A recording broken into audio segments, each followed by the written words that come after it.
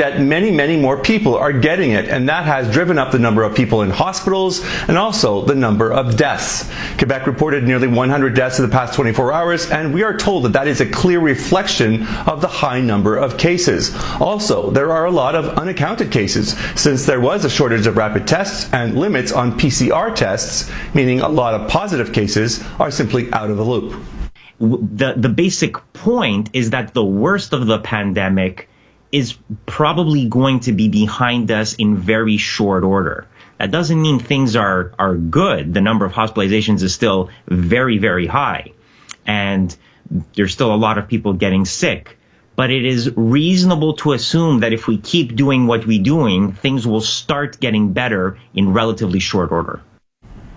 And Max, we've heard so much about our fragile healthcare system. What's going on this weekend in our hospitals? Okay, well, just looking at the situation in our local emergency rooms, you can see that, as usual, many of them are over capacity, including the Royal Victoria, the Lakeshore, the Jewish, Verdun, Notre Dame, and Maisonneuve-Rosemont. But then you add the huge number of healthcare workers who are out sick or in isolation because of the extra catchy Omicron, and it's the perfect storm. Here's Dr. Labos once again. Basically, if you look at all the hospitals across Quebec and frankly across Canada, you have a large number of patients being admitted. You have a lot of people off sick because of COVID, and it's very hard to find the personnel to actually care for these patients properly. And the only way to sort of accommodate that is to cancel a lot of the non-essential and non-COVID tests and surgeries and procedures. It's important to note that Dr. Labos says that there is a downward trend and that we should know more about whether or not this weekend was indeed the peak. In about 10 days or 2 weeks from now, it's worth noting that the peak of Omicron in South Africa, where the variant was first detected, has taken place. It took place 2 weeks ago. Caroline. Okay, thanks very much, Max. The SAQ has suspended one of its cashiers. The worker allegedly punched a customer in the head multiple times. The fight broke out after the customer refused to be served by an employee who was not wearing a mask. Matt Gilmore explains. 57-year-old Mario Gosselin says the incident has left him shaken. I thought I was being killed. I thought he was killing me. On Thursday evening, he was in line at this SAQ outlet in Montreal North when he overheard a maskless cashier mocking public health measures and bragging that his girlfriend was unvaccinated. I didn't feel comfortable being served by this clerk, so I asked to be served by another clerk who declined to serve me and got aggressive. He says after a couple of exchanges, the second employee called the store manager on his phone. Gosselin says the supervisor sided with the employees, telling Gosselin they were not obligated to serve him. Frustrated, he says he slammed the employee's phone down on the counter and turned to leave. And I was angry, and I was heading for the door when he came toward me and punched me 3 times on the head. He says he was thrown into a stack of wine bottles, shattering them. And while he was laying on the floor, he says the employee put his knee on the side of his head. I thought, this person is losing it, and they're going to kill me.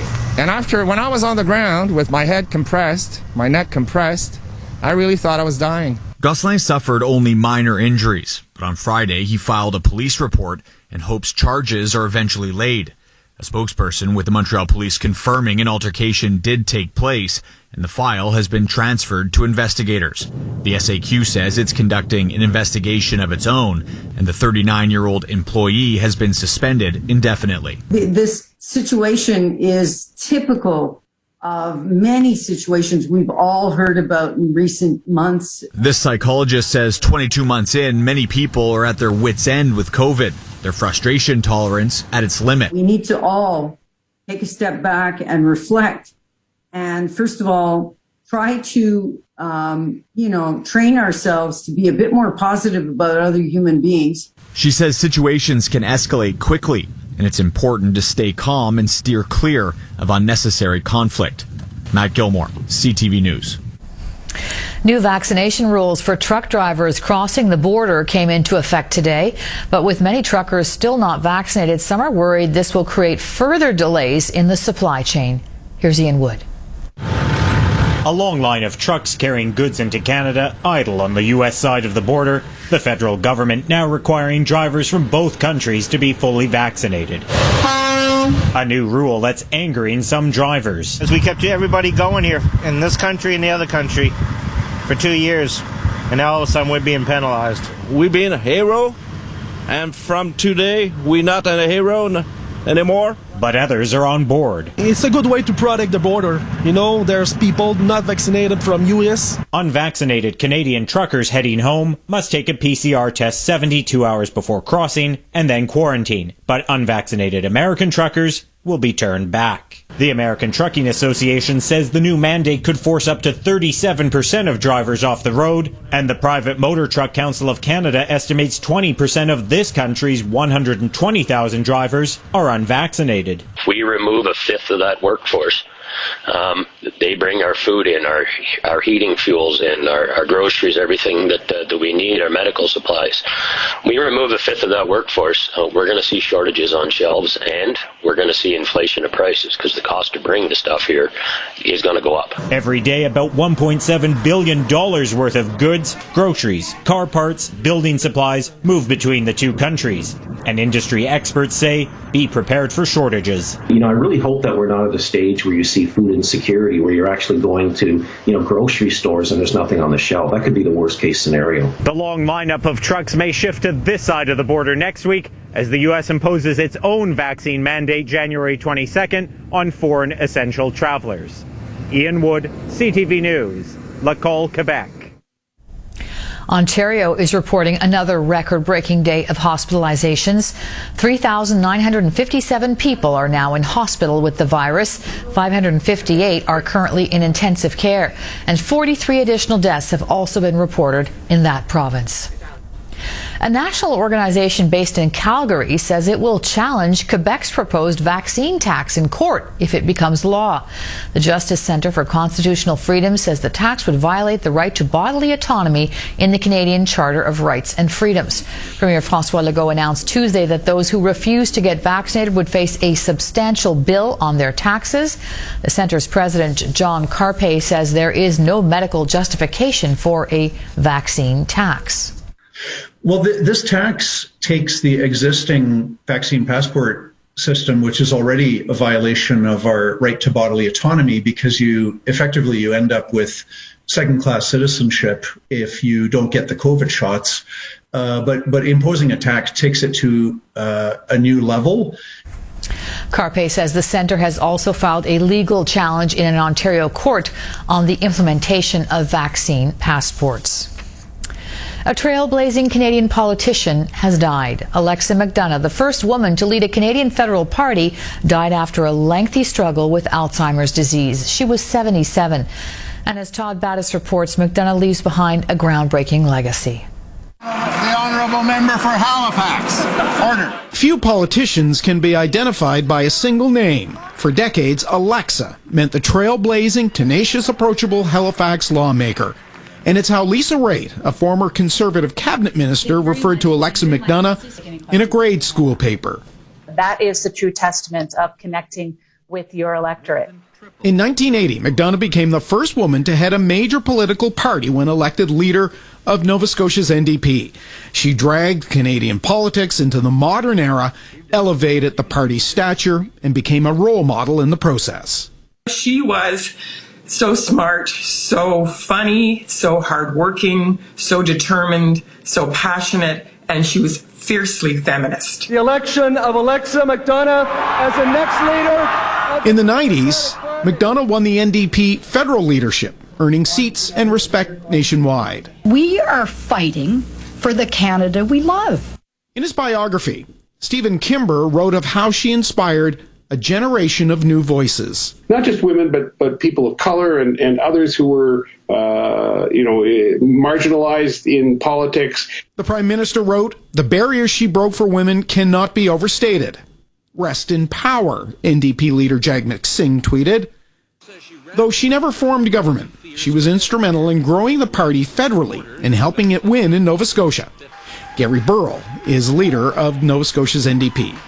She triumphed over tremendous odds in the course of her life. Alexa McDonough passed away after living with Alzheimer's for more than a decade. It proved just to be one more challenge that she faced with courage, grace, and resolve.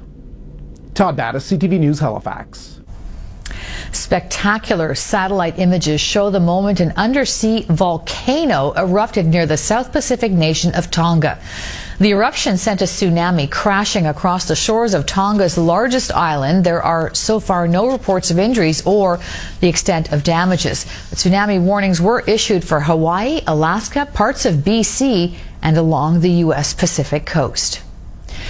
At this hour, the FBI is negotiating with a man who has reportedly taken people hostage at a synagogue in Texas just outside Dallas. A police SWAT team has surrounded the congregation Beth Israel in Colleyville. There are reports the man is demanding his sister's release from prison and is holding at least 4 hostages. No report on any injuries. Well, Montreal saw lots of sunshine today and chilly temperatures in and around Montreal. Currently, we're sitting at -20. It feels like -31 with those winds. Taking a look at our futurecast now, clear skies overnight into tomorrow morning. During the day on Sunday, we'll see beautiful sunny skies. Then early Monday morning, we've got the system moving in from the south. It's a low pressure system, and with it, we're going to see snow anywhere upwards of 15 centimeters. Depending on where you are in the province, you could see up to 25 centimeters. Tonight we're going down to -23. It'll feel like -29 with the winds. Our wake-up temperature tomorrow, -24. Beautiful sunny skies for Sunday. And our daytime high on Sunday, -14. Taking a look now at the next 5 days, we've got sunshine tomorrow and -14. Monday we get some relief from this extreme cold, but -3 will be the high there. Anywhere upwards of 15 centimeters of snow is what we're forecasting. Tuesday mostly sunny. Overnight, -27. Wednesday, light snow with a high of -8. Then comes Thursday. We have mostly sunny conditions is what we're forecasting. -13 will be our daytime high. However, overnight, -31. So that will be the coldest night of the week is what we're forecasting right now. That's the latest in your forecast. I'm Lauren Fernandez.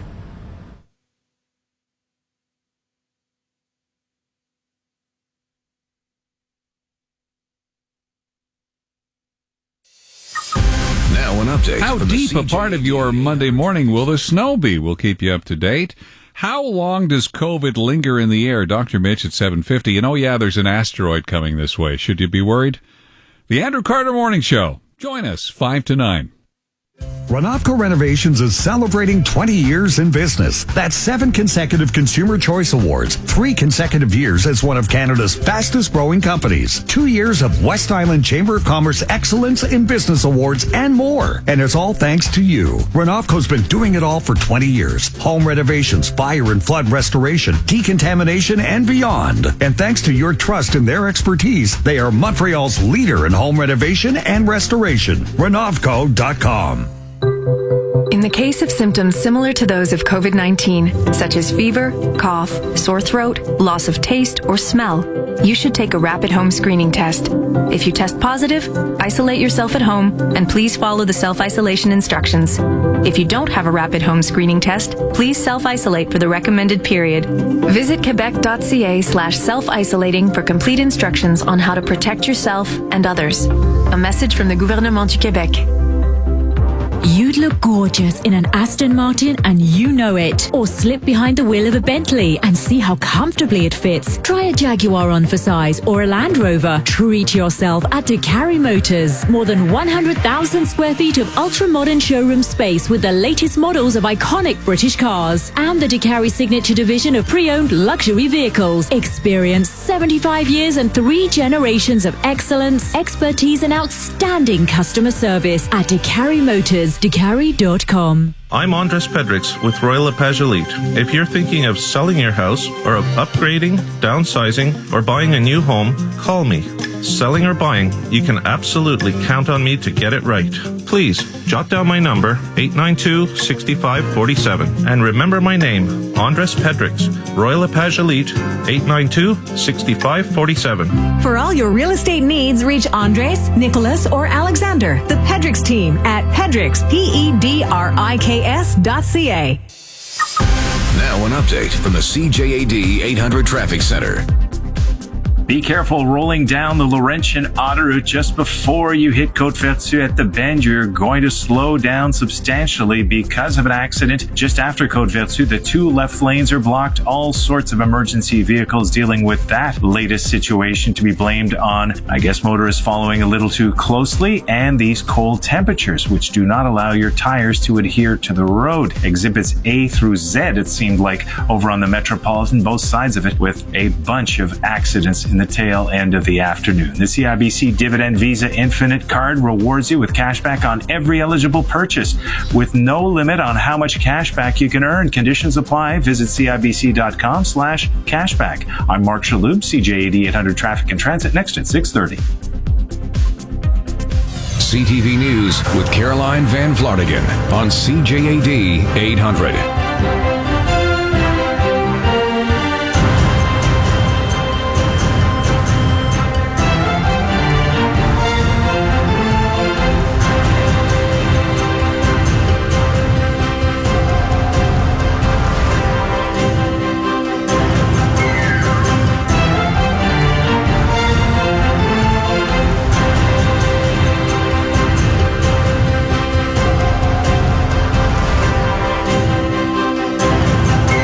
The shortage of healthcare staff has been a major factor in the COVID battle in Quebec.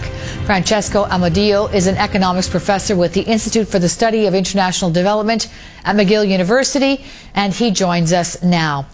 Professor Amadio, you believe that the government is overlooking an obvious solution to staff shortages here. What are we overlooking, or what is the government overlooking? Well, there could be an option that I've not seen contemplated in any of the discussions that we've seen over these last couple of years, which is the possibility of expediting the arrival or the admission of healthcare immigrant workers, or at least reconsider the way we validate titles that are awarded, that are given abroad.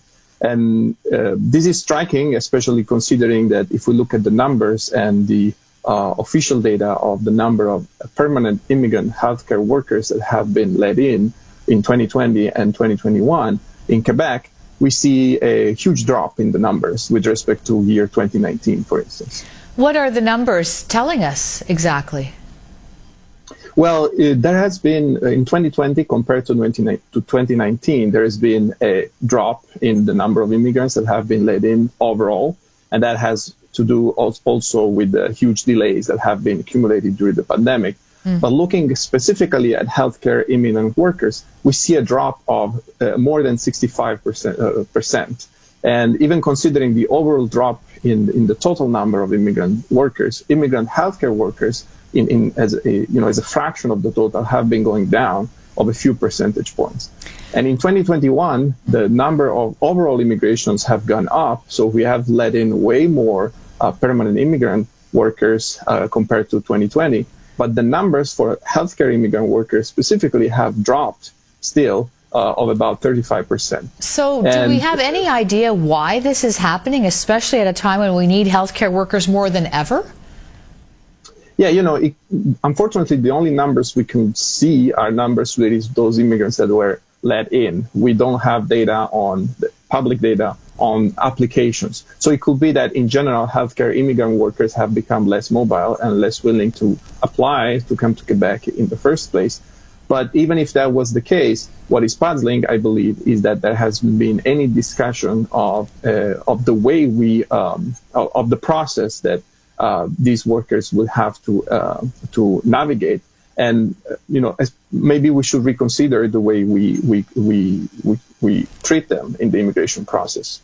We have heard a lot about the government, though, throwing millions of dollars at the system to try to attract back nurses and other workers.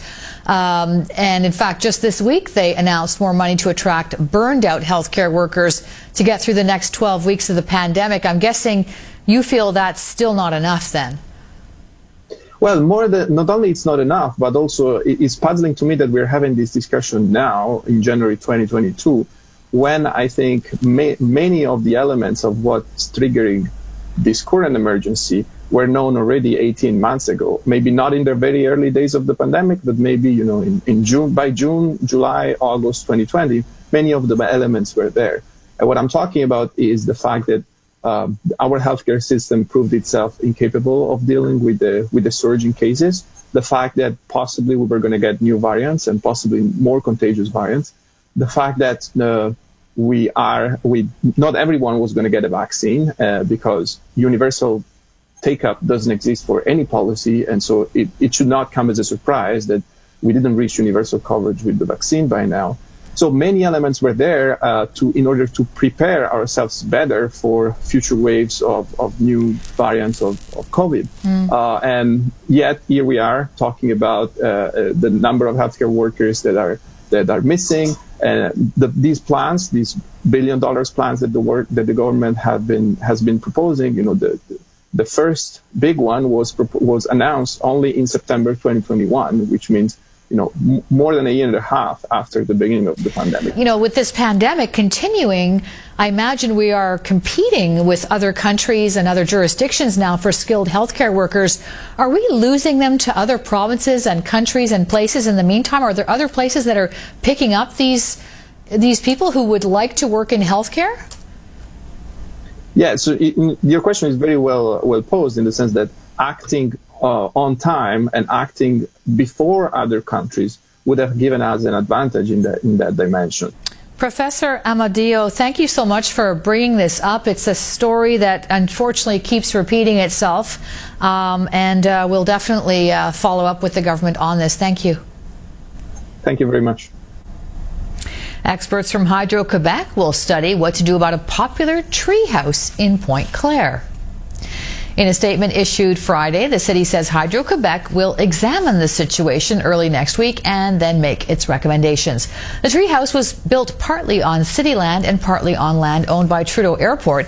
The city says that recreational installations are allowed on public land but must comply with safety regulations. January is Alzheimer's Awareness Month, and some very committed Montrealers joined skaters across Canada this weekend for a skate-a-thon to raise money for Alzheimer's Society's Coast to Coast. Billy Shields reports.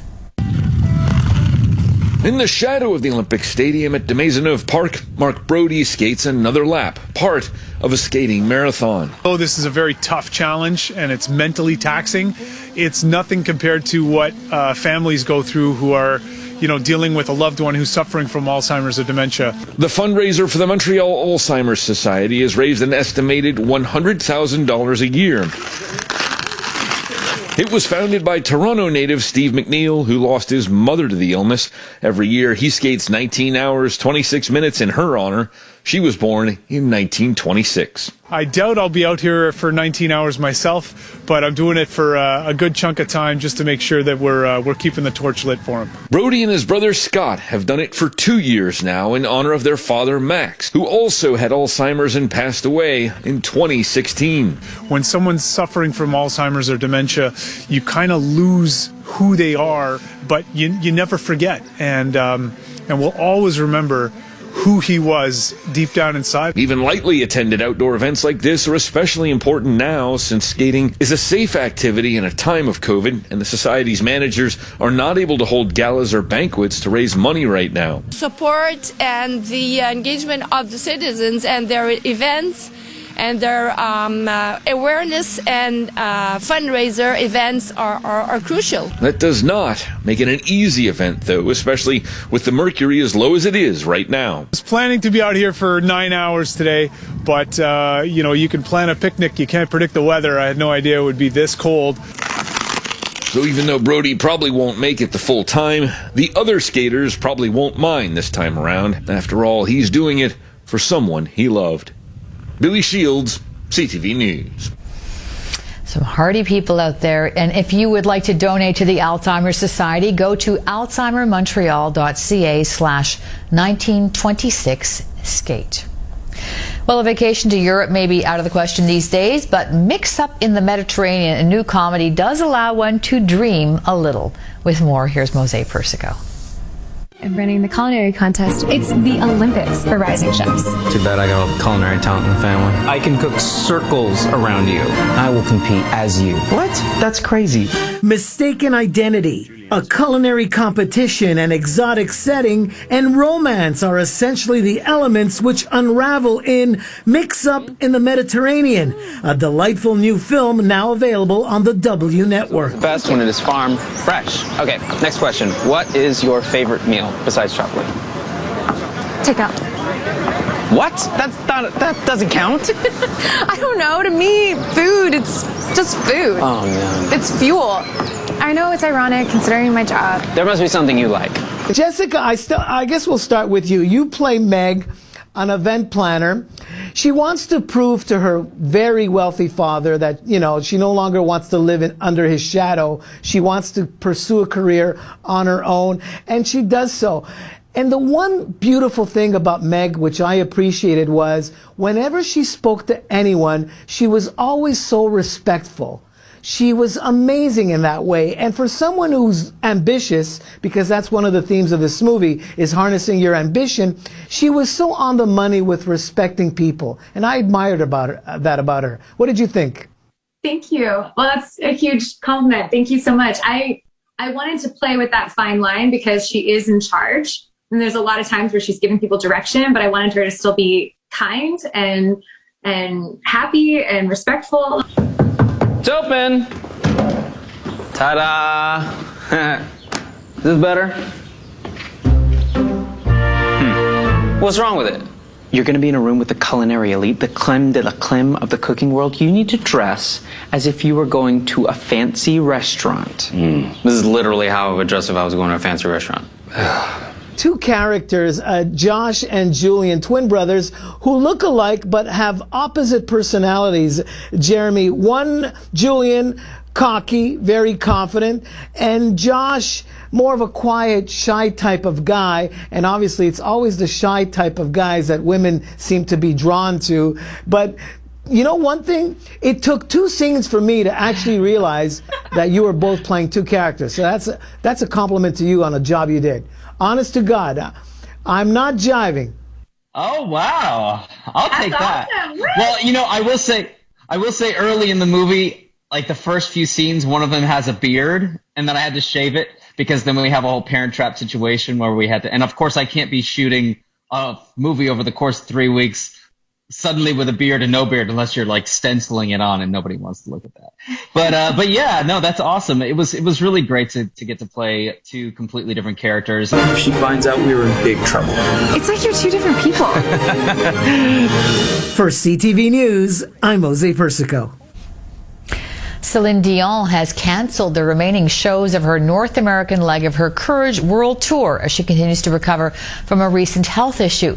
The singer says she's been having severe and persistent muscle spasms, and her recovery is taking longer than she'd hoped. The now canceled shows in Canada and the U.S. had been previously scheduled for March and April this year due to the pandemic. There's a new singing sensation out of Vancouver Island who has captivated social media.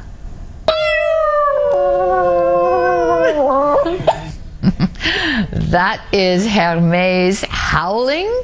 Hermes owner Madison posted just one video of them singing together, and since then Hermes howls have shot the 2 of them to TikTok fame, racking up hundreds of thousands of views.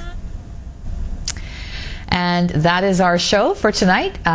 Enjoy the evening, and we'll see you again soon. Take care. Stay warm.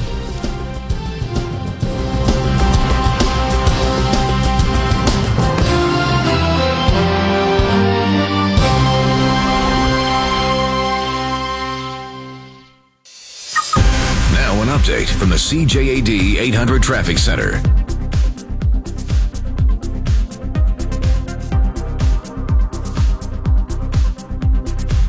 Laurentian Autoroute South, heads up as you approach Côte-Vertu. Just as you hit the bend prior to it, there is a slowdown through until the stretch just beyond Côte-Vertu because the 2 left lanes are blocked by a serious accident. We've had many of those because of the cold temperatures and folks' tires just not able to grip like they would prefer in such situations of having to brake quickly. And if you're looking for road work this weekend, it's so cold, they have scrapped all of it over at Transport Quebec. Getting your flu shot at the the pharmacy. Help protect yourself against pneumococcal pneumonia at the same time. Ask if Prevnar 13 is right for you. Learn more at Prevnar.ca. I'm Mark Shalhoub. CJAD 800 Traffic and Transit every 15 minutes. Coming up next at 6:45.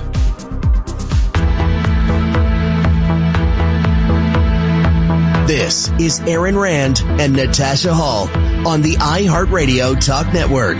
Welcome to The Week That Was here on the iHeartRadio Network. I'm Aaron Rand along with Natasha Hall, and this week we'll dive into a story that you should be aware of if you decide to travel out of the country on vacation, and what might happen if you get COVID there. Then, as the Omicron variant rages through the country, hospitals in many provinces are reaching their breaking point, and governments are now weighing new measures to try and get the unvaccinated on board. And that includes a possible non-compliance health tax in Quebec. But now questions are being asked over the effectiveness and even the legality of some of those measures. And celebrity chef Chuck Hughes is always up to something. This time it's something that has been kind of life-changing for him. That's coming up, but we kick things off today with this. Almost 2 years into the pandemic, and it seems that every day we still have new questions. Right now, with so many people getting Omicron, there has been a whole lot of uncertainty around whether or not you still go for a booster shot. And if so, how long after having symptoms? Good evening. Quebec reported a massive jump in deaths due to COVID-19 today. 96 more people died, and the number of deaths has not been that high since May of last year. And there are now more than 3,000 people being treated in Quebec hospitals for the virus. And Max, the government said this was going to be a peak weekend. Is this what we're seeing now? Where did you even come up with this idea that one is not suitable or better than the other? You've obviously heard the same kind of a thing. Can you sort of try to piece this together? What's the story here?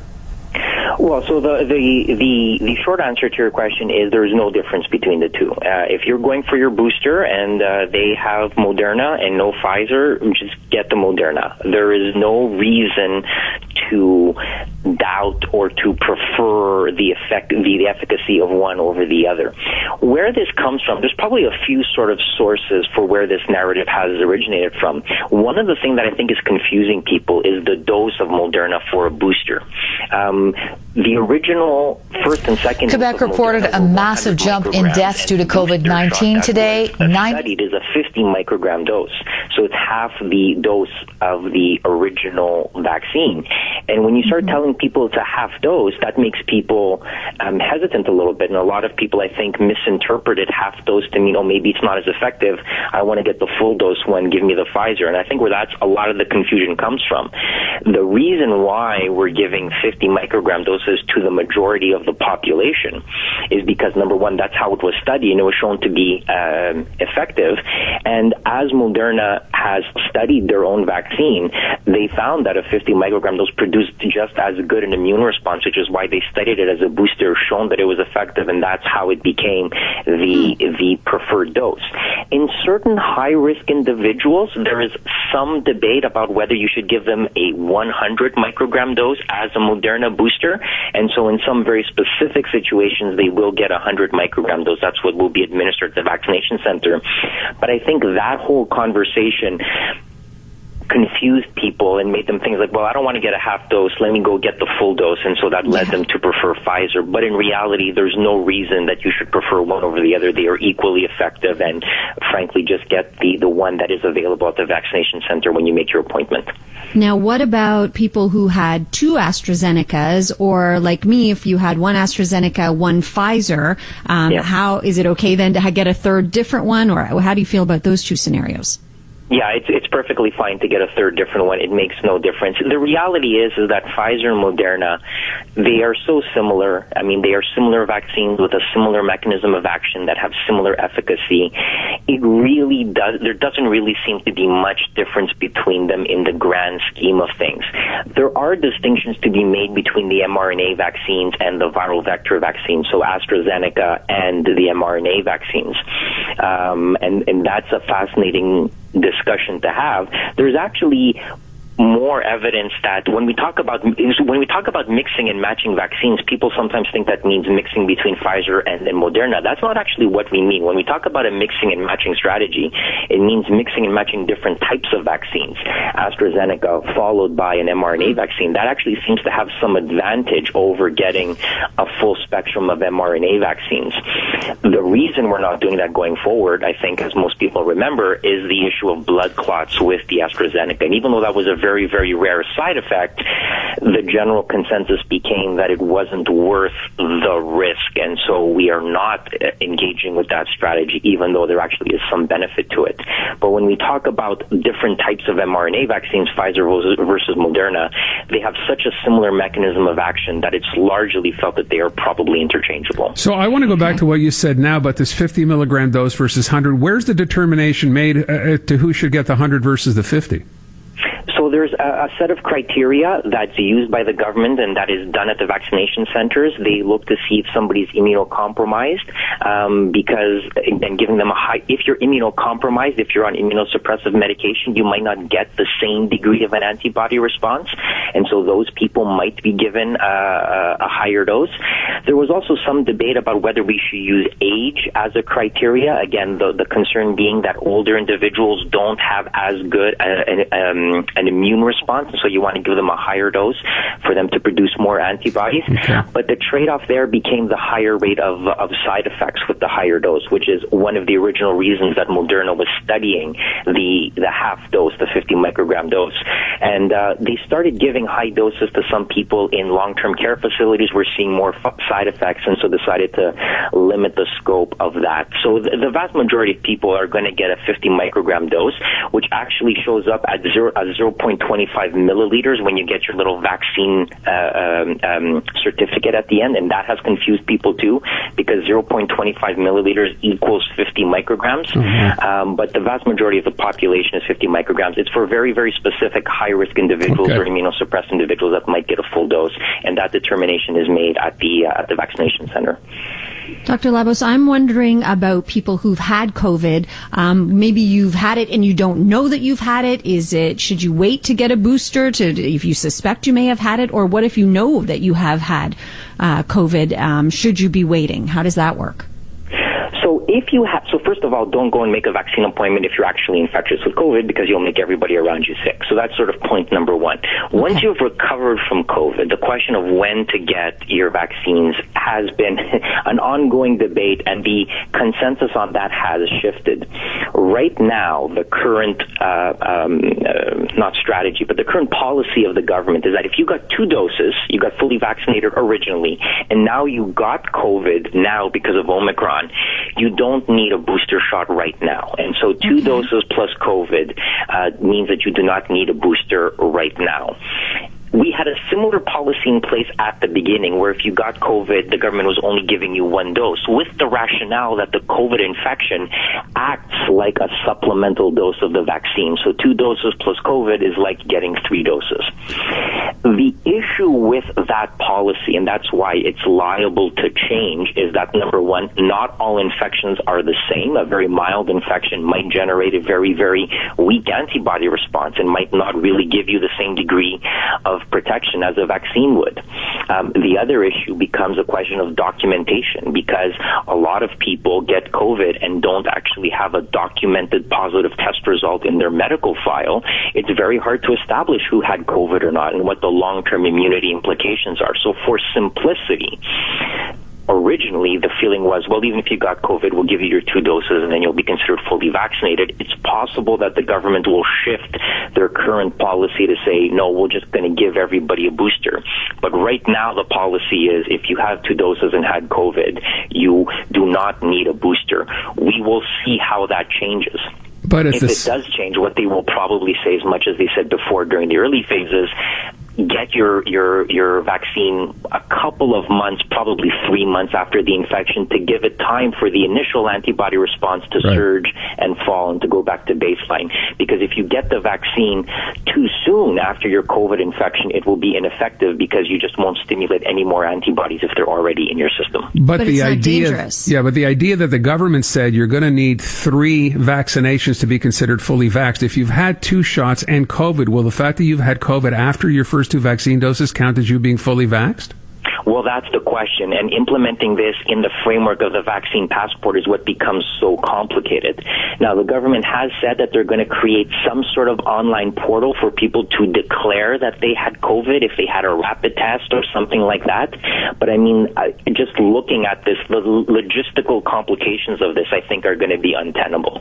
And I think the government is going to quickly realize that it's going to be very, very hard logistically to document and confirm COVID infections, especially given that a lot of people got COVID and didn't have confirmatory tests done, and probably don't have their rapid test kits after they tested positive. Yeah. So in the absence of official proof that you had COVID, how are you going to implement this as an official policy? And I think that unless they can come up with some sort of logistical solution, I think they're going to realize that they're probably going to have to give boosters to people just to be able to have the official documentation of people being fully immunized.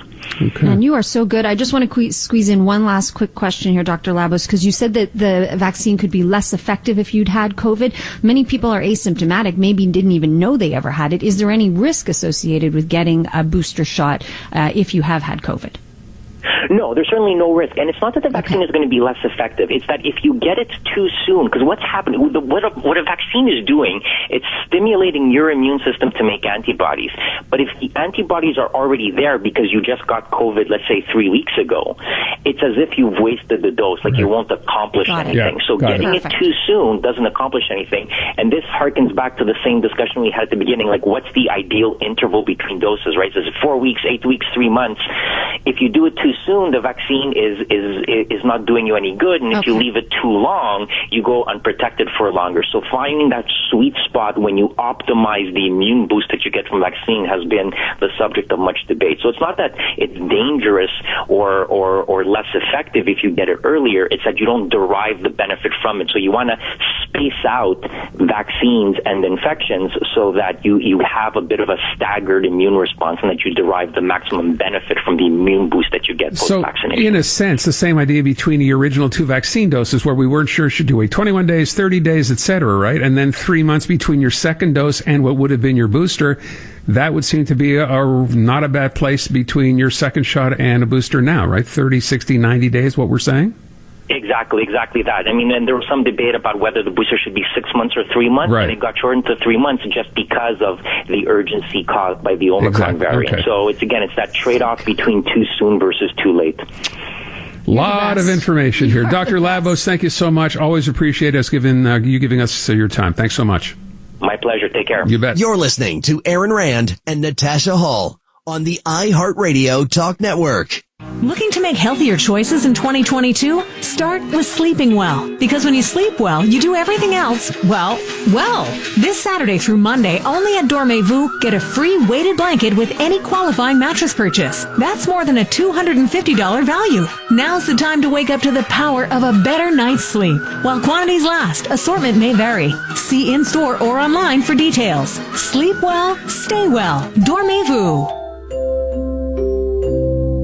When a storm hits Montreal, CJAD 800 is there with special storm watch coverage on air and online. Get the latest forecasts, road conditions, and school closures live on the air every 15 minutes. Plus, you can check the CJAD 800 Storm Watch page for a complete list of closures, information on snow removal, parking restrictions, and more. Brought to you by Gordon's Tires. Get great service and great prices. Book an appointment today at gordonstires.ca. Storm Watch coverage on News Talk Radio, CJAD 800. Montrealers' favorite fine furniture store is Mobile Art Decor. For over 30 years, Mobile Art has been the best source of exceptional, top-quality luxury furniture, custom upholstery, and accessories for lighting and design that will inspire and motivate you. Imported from Europe and around the world for every room and every taste. For a truly unique experience, professional interior design advice, and great service, visit Mobile Art, 8260 Devonshire, west of DeCarry. mobileart.ca. Sports enthusiasts, busy executives, active seniors, aching feet, minimum invasive foot surgery is a cost-effective reality that will make you feel young again. No more excuses. Take that next step. Call Dr. Malik, 514-844-5250. Now an update from the CJAD 800 Traffic Center. Good news on the southbound Laurentian autoroute after Côte-Vertu. The accident has been cleared away, so those two left lanes have been reopened. We've had a truckload of incidents throughout the last couple of hours. The Metropolitan West and eastbound littered with them, so please slow it down as we head into the evening and curfew coming up at 10 p.m. until 5 a.m. This for the next 2 nights, and then as of Monday, no more curfew throughout La Belle Province. Meanwhile, if you come across any stalls or accidents, you can ring us up, star 800. Always good to hear from you. Earn your MBA from Queen Smith School of Business right here in Montreal. Find out more at smithmbainmontreal.com. I'm Mark Shalhoub with your next CJAD 800 Traffic and Transit Report at the tail end of the 7 o'clock news. When a story needs to be told, when you need to be heard, reach out to CJAD 800 and let us do the talking. Tell us about it through your story at CJAD800.com. Because we're listening to the voice of the community, the voice of Montreal, CJAD 800. Were you told just because your mother had bunions, you'll never get them? Not true. Hereditary factors do play a big part in whether you will end up with bunions. Find out more by calling me today. Dr. Shazia Malik, 514-844-5250 or malikpodiatry.com. Are you dreading another winter of high heating bills and uncomfortable rooms in your home? It's time for an attic insulation upgrade from Système Éconergie, a division of Système Sous-Sol Quebec. We'll make your life at home more comfortable. Your house will be warmer this winter and will save you money. We guarantee it with our Smart Money Guarantee. At Système Éconergie, we know how to take care of your attic insulation problems. Go to coldattic.ca today for your free estimate. Winter is here. Don't wait. Insulate. Make a fresh start to the new year with Depodium Mini Entrepot. Clear space in your home for things that spark joy this year. With a whole lot of locations, Depodium Mini Entrepot is there for you. Try 4 weeks free. Details at Depodium.com.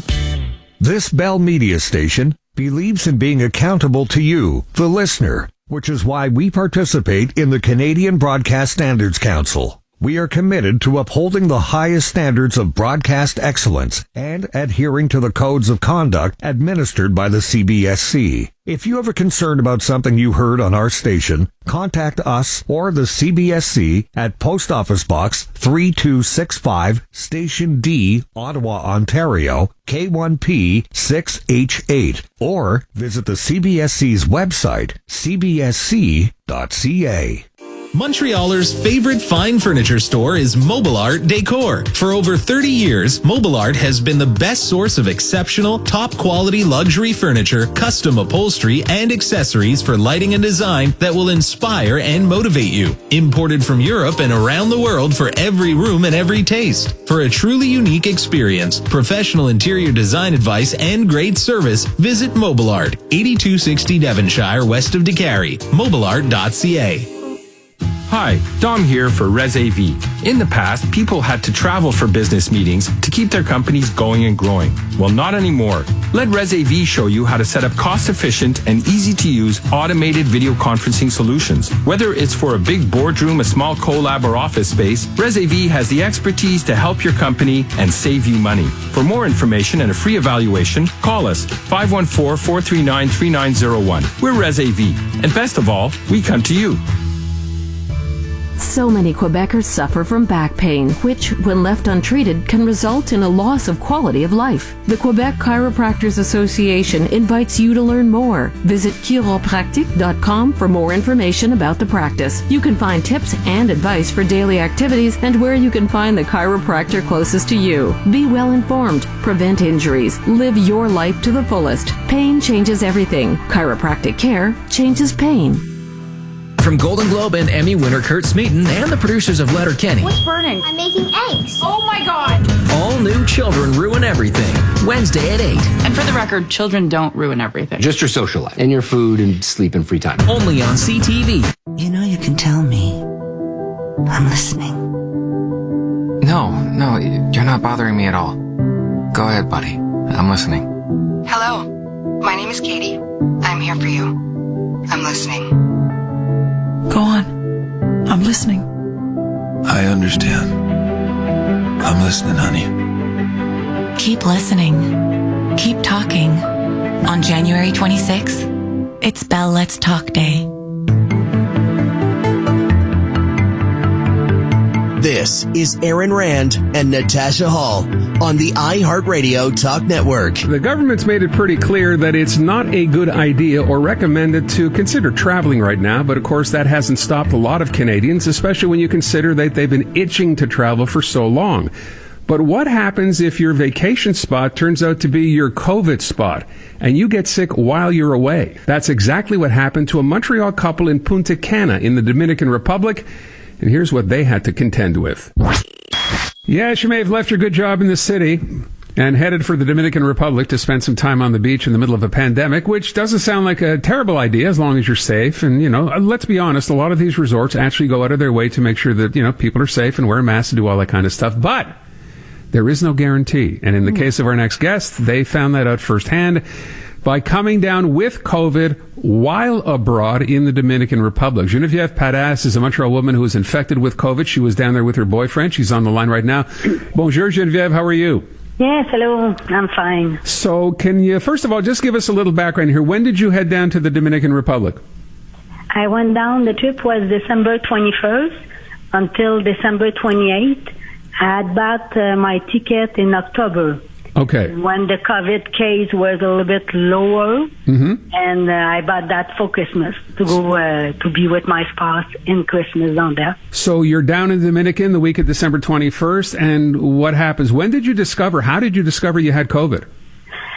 Starting December 25th, my spouse was a little bit, start to have symptoms at night. Yeah, I was perfectly fine. And it's when he did the test. He did the test December 26th because we are leaving December 28th. Right. And it's at night of December 26th that I started to be sick, feeling all kind of symptoms. And when he did this test, he received the result the 27th. He was tested positive. It was a PCR test because we need that to go back to Canada. And mine was negative. His was positive. Okay. And, do you start to panic, Geneviève? What goes through your head in that moment when he has tested positive? Oh, yeah, for sure. I was freaking out. I said, that's it. We can leave. And now I was thinking, do I leave? But I know I was sick. I said, my result is not good. It's not really a right negative. For sure I'm positive. I was sick, like fever, all kind of. Like I said, no, I'm going to stay with him. But they transfer him for another room. They transfer him because he was positive. I was negative. And after I passed other tests. But my test was still negative again. No way. Even though you felt sick, your test still came back negative. Okay. Yes. So now you have to get home at some point, but you can't go home because you're positive, which means you have to stay there for how much longer? We're supposed to stay there for 14 days, but we stay in a room for 12 days. And now I went to see the doctor because I said, for sure, my mom was sick. My mom was very sick. And me, I didn't have no more medication. I have a problem with my thyroid gland. And I said, I need to go. And the doctor said, don't worry. I'm going to examine you both.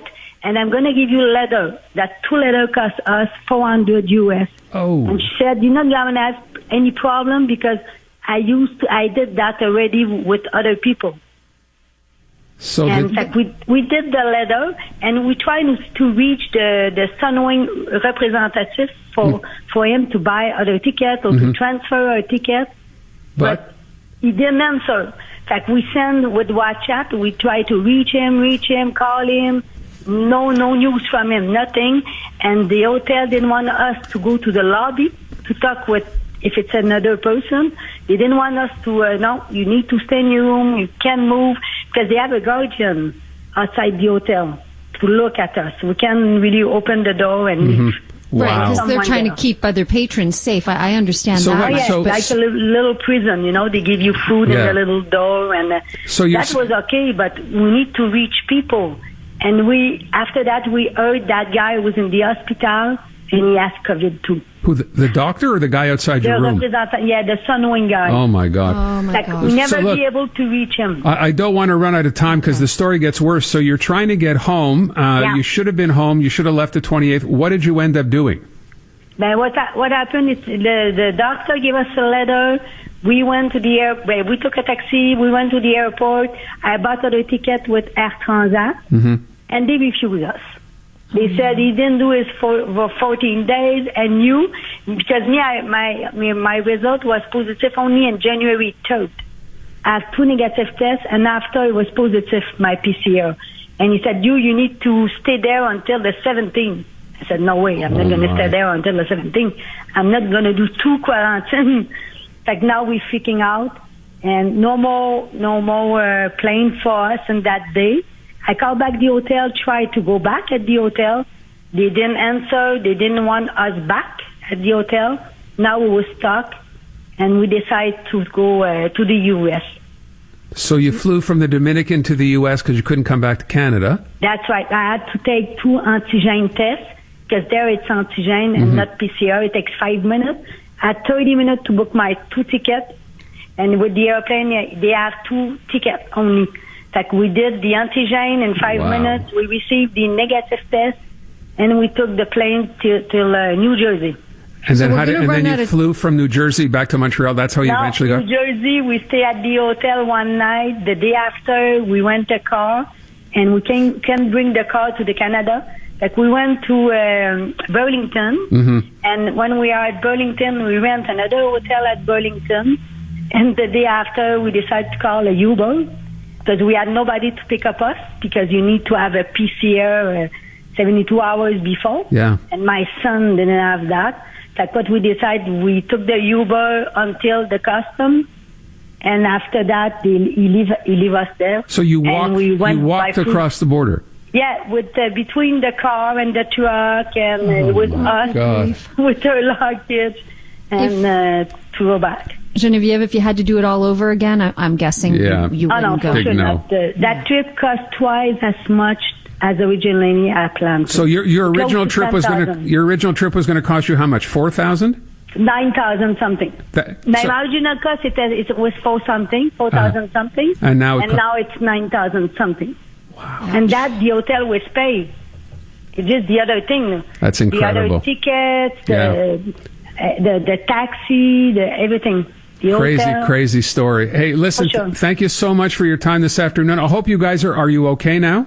Now we are okay. Okay, good. For sure. Why I want to do that is to let know people to wait. This is Aaron Rand and Natasha Hall on the iHeartRadio Talk Network. There's a new poll out that shows that we are reading less books than we have in the past, which is odd because I think everyone made the pledge being at home we'd read more books. No, I'm reading way less because I'm reading so much online that I read fewer books. There you go.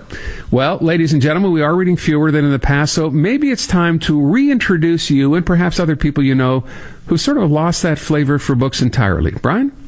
Want to improve your brain, lower stress, and increase your vocabulary? Try reading a book. How do you you turn this on? I don't think I have an adapter for that. Reading a book can also alleviate depression. Can't find the interface control. Reading a book can also help with sleep and improve your ability to empathize. I keep pinching the page. How do you zoom in? Oh man, we are screwed. How do you change the font size? Reading a book. It's ridiculous. You know what? I still can't find the USB port. Or is this a wireless book? Never mind. Want to play Minecraft or Fortnite? How do I delete it when I'm done with it? Sad, but maybe true. There you go. I love that. I thought that was great. Read a book. They're good for you. I miss books. Expand your brain. I'm very good at ordering books, just not as good at reading them. Eventually, I read them. It's a long You're a nonfiction process. Guy, right? I'm more of a fiction gal. No, I'm both. Are you? Yeah, oh, okay. Absolutely. You're listening to Aaron Rand and Natasha Hall on the iHeartRadio Talk Network. How deep a part of your Monday morning will the snow be? We'll keep you up to date. How long does COVID linger in the air? Dr. Mitch at 7:50. And oh yeah, there's an asteroid coming this way. Should you be worried? The Andrew Carter Morning Show. Join us 5 to 9. Gordon Ramsay's new series, Next Level Chef, has 3 unique kitchens. The top floor gets only the best, and the bottom has to scrape it together. An all-new Next Level Chef, Wednesday at 10, only on CTV.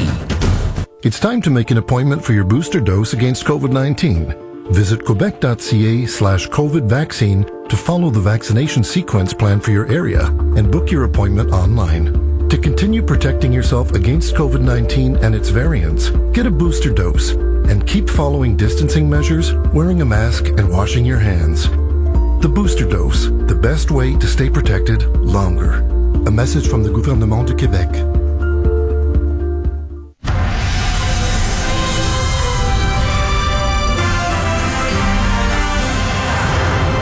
Good evening. It's 7 o'clock. I'm Caroline Van Vlartigan with your CTV News update. It's currently minus 21 degrees, feeling like minus 32. Weather details in minutes. Here's what's making news right now.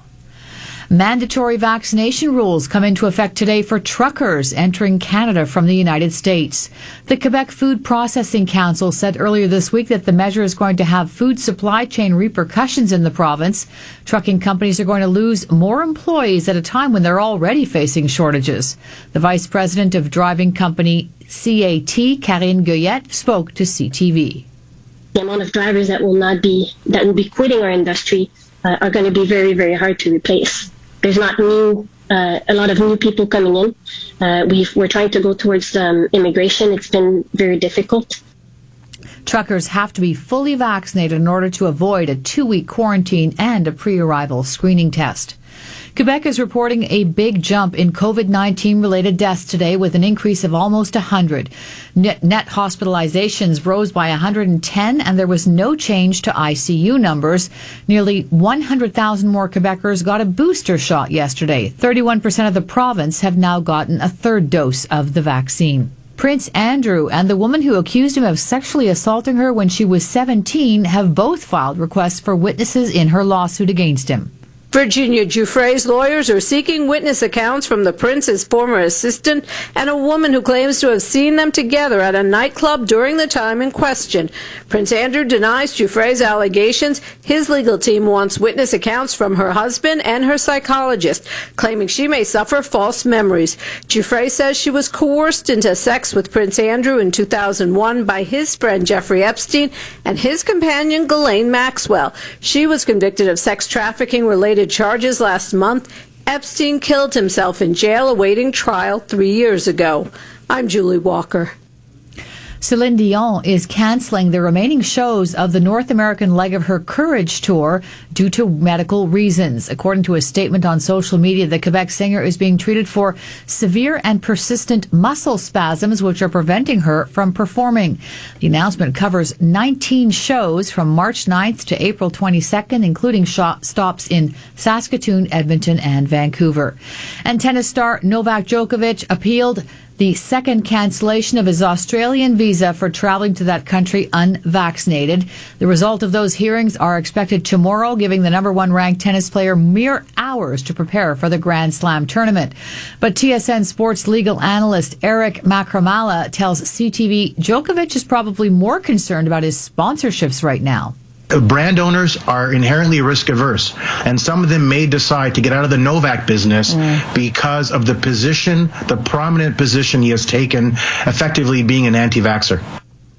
Djokovic makes about $22 million in sponsorships. You can follow us on Instagram and Twitter at CJAD 800. With the latest from the CJAD 800 Traffic Center, here's Mark Chaloux. Good evening, Caroline. These extremely cold temperatures have had an impact on the drive over the last few hours. Right now, we have a clean sheet out there ahead of curfew at 10 p.m. until 5 a.m. But boy, was it a mess on both sides of the Metropolitan during the latter stages of the afternoon. We've lost an accident over on the 15 South after Côte-Vertu. No roadwork over at Transport Quebec because of the extreme cold. The Bonaventure Expressway, as you arrive downtown, becomes Robert Bourassa, of course, and you just have a lane to work with between Wellington and William Street. Step into Marché Adonis for deliciously fresh meats until January 19th. Beef Spencer roast is at $6.88 per pound at Marché Adonis. Traffic and transit every 15 minutes on CJAD 800 next at 7:15.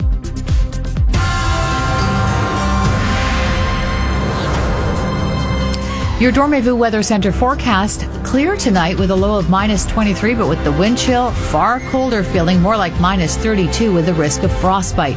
Tomorrow it's going to be sunny with a high of -15, but the wind chill more like -20.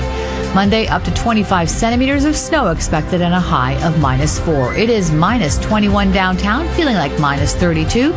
For all the news during the day, stream us on your smart speaker. Just say, play CJAD 800. Your next CTV News update is at 8 o'clock. The following opinions and ideas are that of the host and or contributors of the Eat This podcast and are for the purposes of general information and entertainment only and do not necessarily reflect the thoughts or ideas of the distributor. You say be intentional. It sounds like someone should be in bed. That's what it sounds like. Sounds like you should be in bed, young lady. I should be in bed. I know. It's only outside that door over there, and that's where I'm headed next. I'm definitely.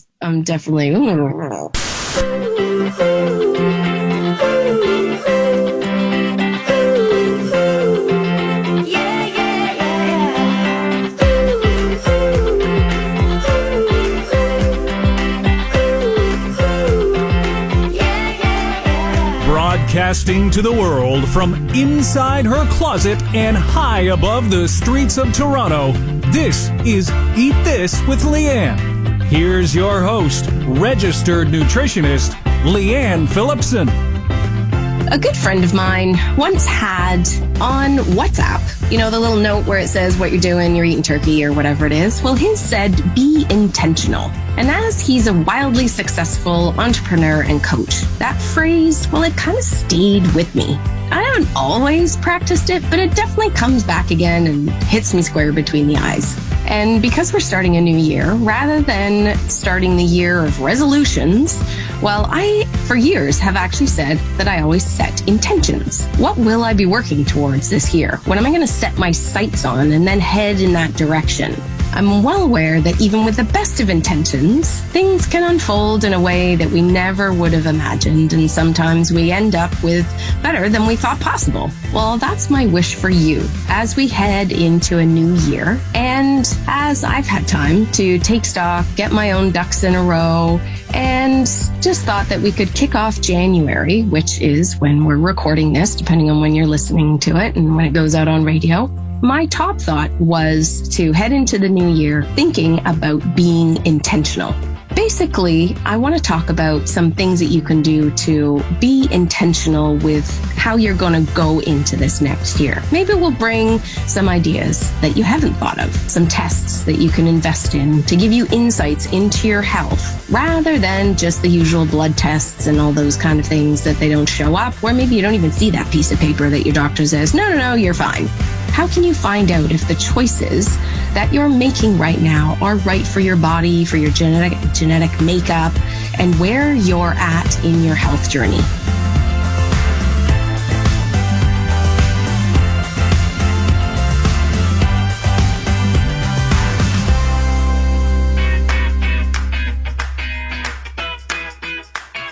sometimes those efforts that you just keep on trying, keep on doing, keep on trying are met with what seems to be absolute failure despite following all the rules and checking off all the boxes. Now, not only is it super frustrating, but I believe that intentional efforts are the way to go. But what does that mean? So over about the next 4 episodes or so, I'm going to just deep dive into this. I'm going to get into DNA testing again. We're going to start with that one today. This time, not only to discuss specific options that I've checked out, but also we're going to go over my results too. Yes, I'm going to put myself out there as a guinea pig. I'm also going to do a deep dive into the less DNA type things and the more patterns, those emotions, those things that hold us back. So take the discussion from a science aspect to mindset and how to first recognize the patterns of maybe it's self-sabotage, not taking responsibility for your actions, thinking if no one's looking that, oh, I'm going to get away with that. And so, all of those kind of choices that keep you from the success, from the happiness, from basically feeling good. Then we're going to jump into having a look at some blood tests and all those kind of things that are not talked about that, like I said, you may not even see on that piece of paper because you're not actually given it, or have you actually asked for the right tests? We're going to have someone on to talk about that. And I'm going to introduce you to a new form of testing that I've done in the past that I actually have to put myself through once more, something called thermography. So over the next little while, the theme of Be Intentional is really what we're talking about. And today on Eat This with Leanne, we're just going to jump right into DNA testing with the CEO and founder of the DNA company. And let's hear from him firsthand about how can any of us go through this test and see what we can find out about ourselves.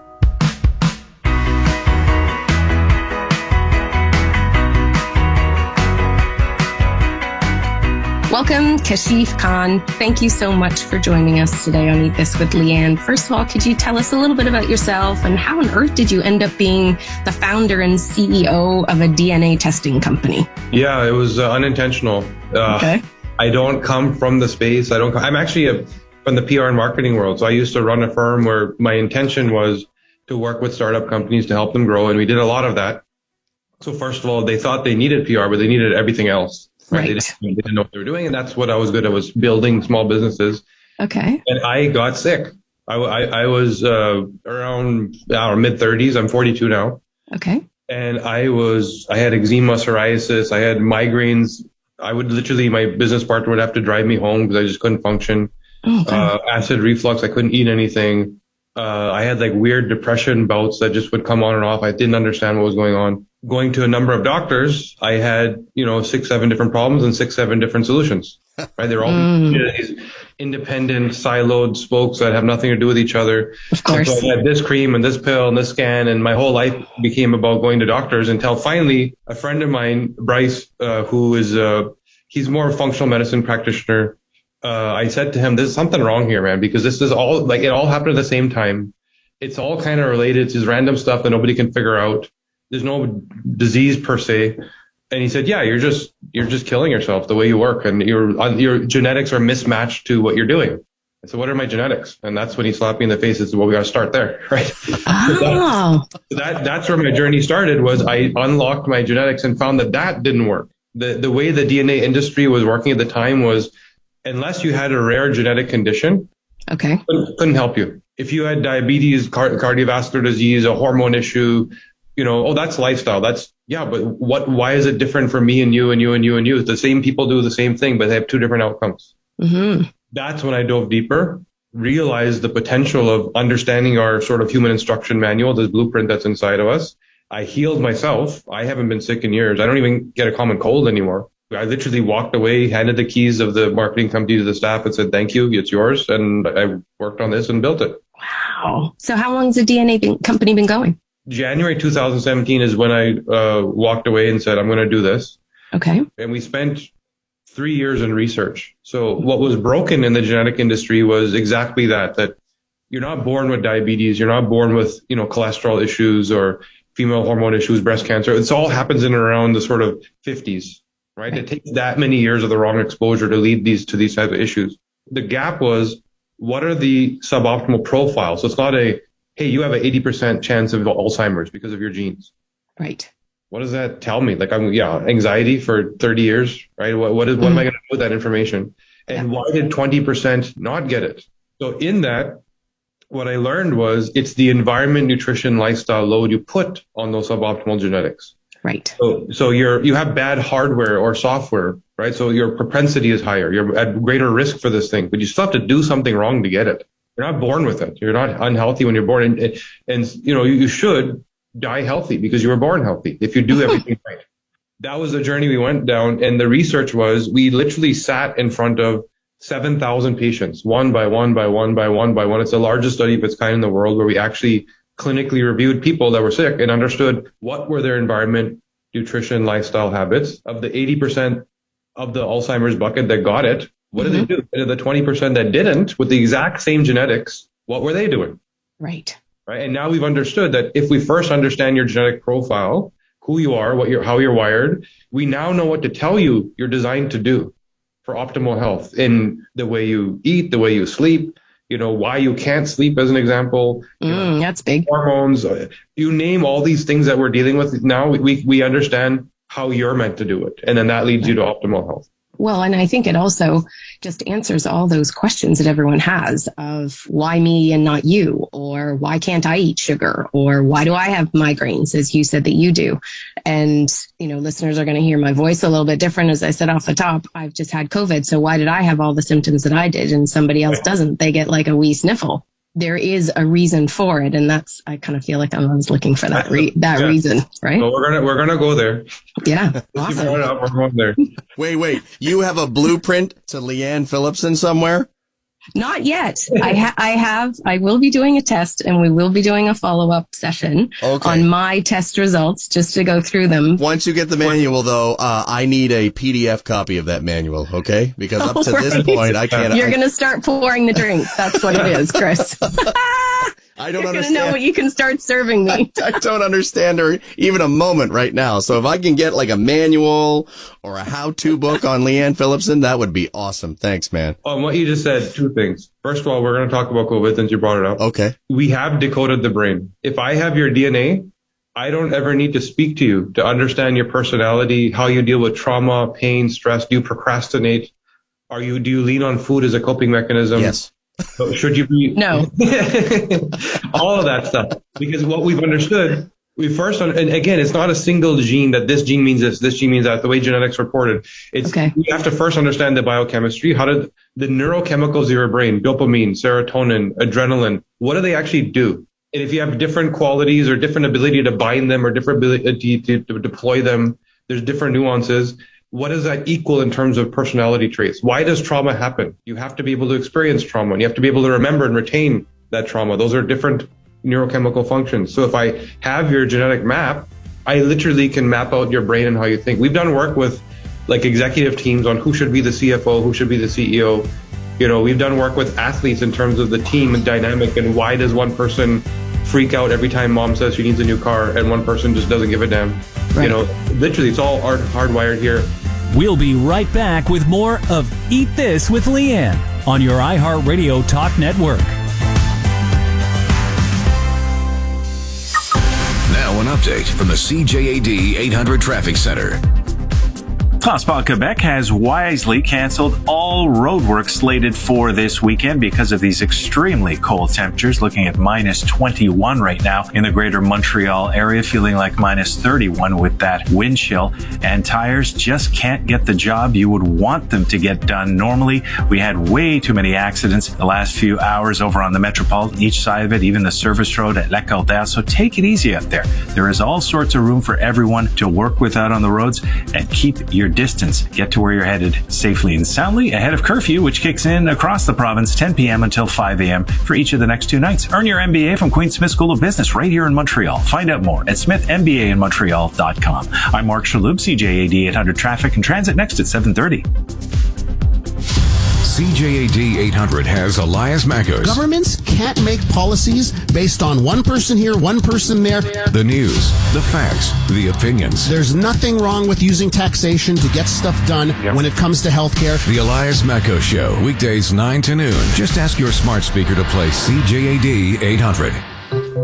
In the case of symptoms similar to those of COVID-19, such as fever, cough, sore throat, loss of taste, or smell, you should take a rapid home screening test. If you test positive, isolate yourself at home and please follow the self-isolation instructions. If you don't have a rapid home screening test, please self-isolate for the recommended period. Visit quebec.ca/self-isolating for complete instructions on how to protect yourself and others. A message from the Gouvernement du Québec. This is a presentation of the National Bank. Hello, I'm Steve McCready, and I'm a senior strategy advisor at the National Bank. Working from home has made it possible for some of you to save money. Now, you might be wondering what to do with it. Should you pay off your debts or invest? That is an excellent question, especially if you are approaching retirement. Here are some tips. First, separate your debts by interest rate. Some have high rates, as is the case for most credit cards, and some have low rates, like mortgage loans. Next, reimburse your debts with high interest rates first. That way, you'll be able to take full advantage of your income when you retire. If you have debts with low interest rates, you can reimburse them and invest at the same time. Speak to your advisor. Your financial strategy will vary depending on your unique situation. For more advice, visit the National Bank website at nbc.ca/retirement. Before you buy or sell a home, listen to The Real Estate Show for the best real estate advice in town with mortgage and real estate leader Terry Kalakos of Northeast Real Estate and Mortgage Agency. The Real Estate Show, tomorrow afternoon at 1 on CJAD 800. For sure. So first of all, we're going to work on that. We'll backdoor talk about the end stuff. Second, COVID. The world shut down, and just like everybody else, we closed our office, didn't know what was happening. Now back to Eat This with Leanne on your iHeartRadio Talk Network. Today on Eat This with Leanne, we're just going to jump right into DNA testing with the CEO and founder of the DNA company, Kashif Khan. And let's hear from him firsthand about how can any of us go through this test and see what we can find out about ourselves. First of all, we said that, it's a virus. There's not much we can say. It's a viral thing. And when we started to understand some of the publications that were coming out about genetically how the virus interacts with your system, right? Mm-hmm. How does it deposit its RNA into your cell? How does it actually proliferate itself throughout your body? We then were able to continue that map to the functional answer of, now that we know what it's doing, why do some people not even know they're sick? Some are in the hospital. Mm-hmm. Why is there a disparity with the same insult, the same virus? So there's two things. Yes, there's the comorbidities, right? There's some people that are inherently metabolically sick. That's why the diabetics, the cardiovascular patients are much more likely to have an issue because they're already unhealthy. They're already at that tipping point where they just needed something to push them over the edge. And COVID was that very aggressive trigger that would push them over the edge. The other end of it is, if we've understood that these people, again, diabetic, cardiovascular, respiratory, these are the people that are getting hit the hardest. Well, what are the genetics of that? Who is most susceptible to respiratory inflammation, cardiac inflammation? Because the people in the ICU aren't sick of COVID. They're sick of respiratory and cardiac issues. Yes. But that's what they're being treated for. They can't breathe and their heart's failing. COVID got them there, but they may be over COVID and just now suffering from that. So we then went back and in our research of those 7,000 people started to identify some of those people with those profiles, right? And we had been providing supplementation to these people. And when I say supplements, not your vitamin A, B, C, but unique ingredients that up and down regulate genetic expression. So if you have a slow version of a gene, which is bad for something, we make it work faster. Oh, right? Okay. We surveyed about, I think it was 200 people who did get COVID, of people that we had genetically tested who were on our program. 0 of them had, what would you call it, adverse or significant reaction. COVID, the trigger, they were already so far below the threshold that it didn't matter. It was only pushing them to 60%, not 90%. So we understood really powerful for a lot of people that wouldn't necessarily have maybe fared that well because of their genetic. It's so easy to understand this and do something about it. It's just novel science was just not out there yet. Oh, I love it. You're ahead of the curve. Really cool. Trying. No, I do. I believe that these are the kind of things that, I mean, that's why I asked for you to come on, because these are the kind of things that I want people to understand. You know, our loyal listeners are learning all the time, and that's why they keep on coming back again and again to listen, is because I know that they are all, you know, the listeners are healthy and they just want to keep doing better. They keep wanting to get better.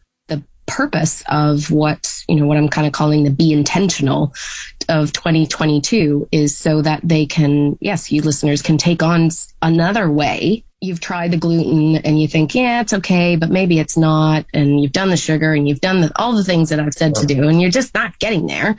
Right. Okay, so we got to go deeper. You know, you can keep on experimenting as much as possible. And sometimes people's ideas of taking gluten out of their diet is like for a week. And then they think, I don't know, it didn't make a difference, right? You know, so there's a lot more information that you can get. And for when you have a test that's done and it says it on paper, then it somehow is believable is not quite the right word. It resonates more.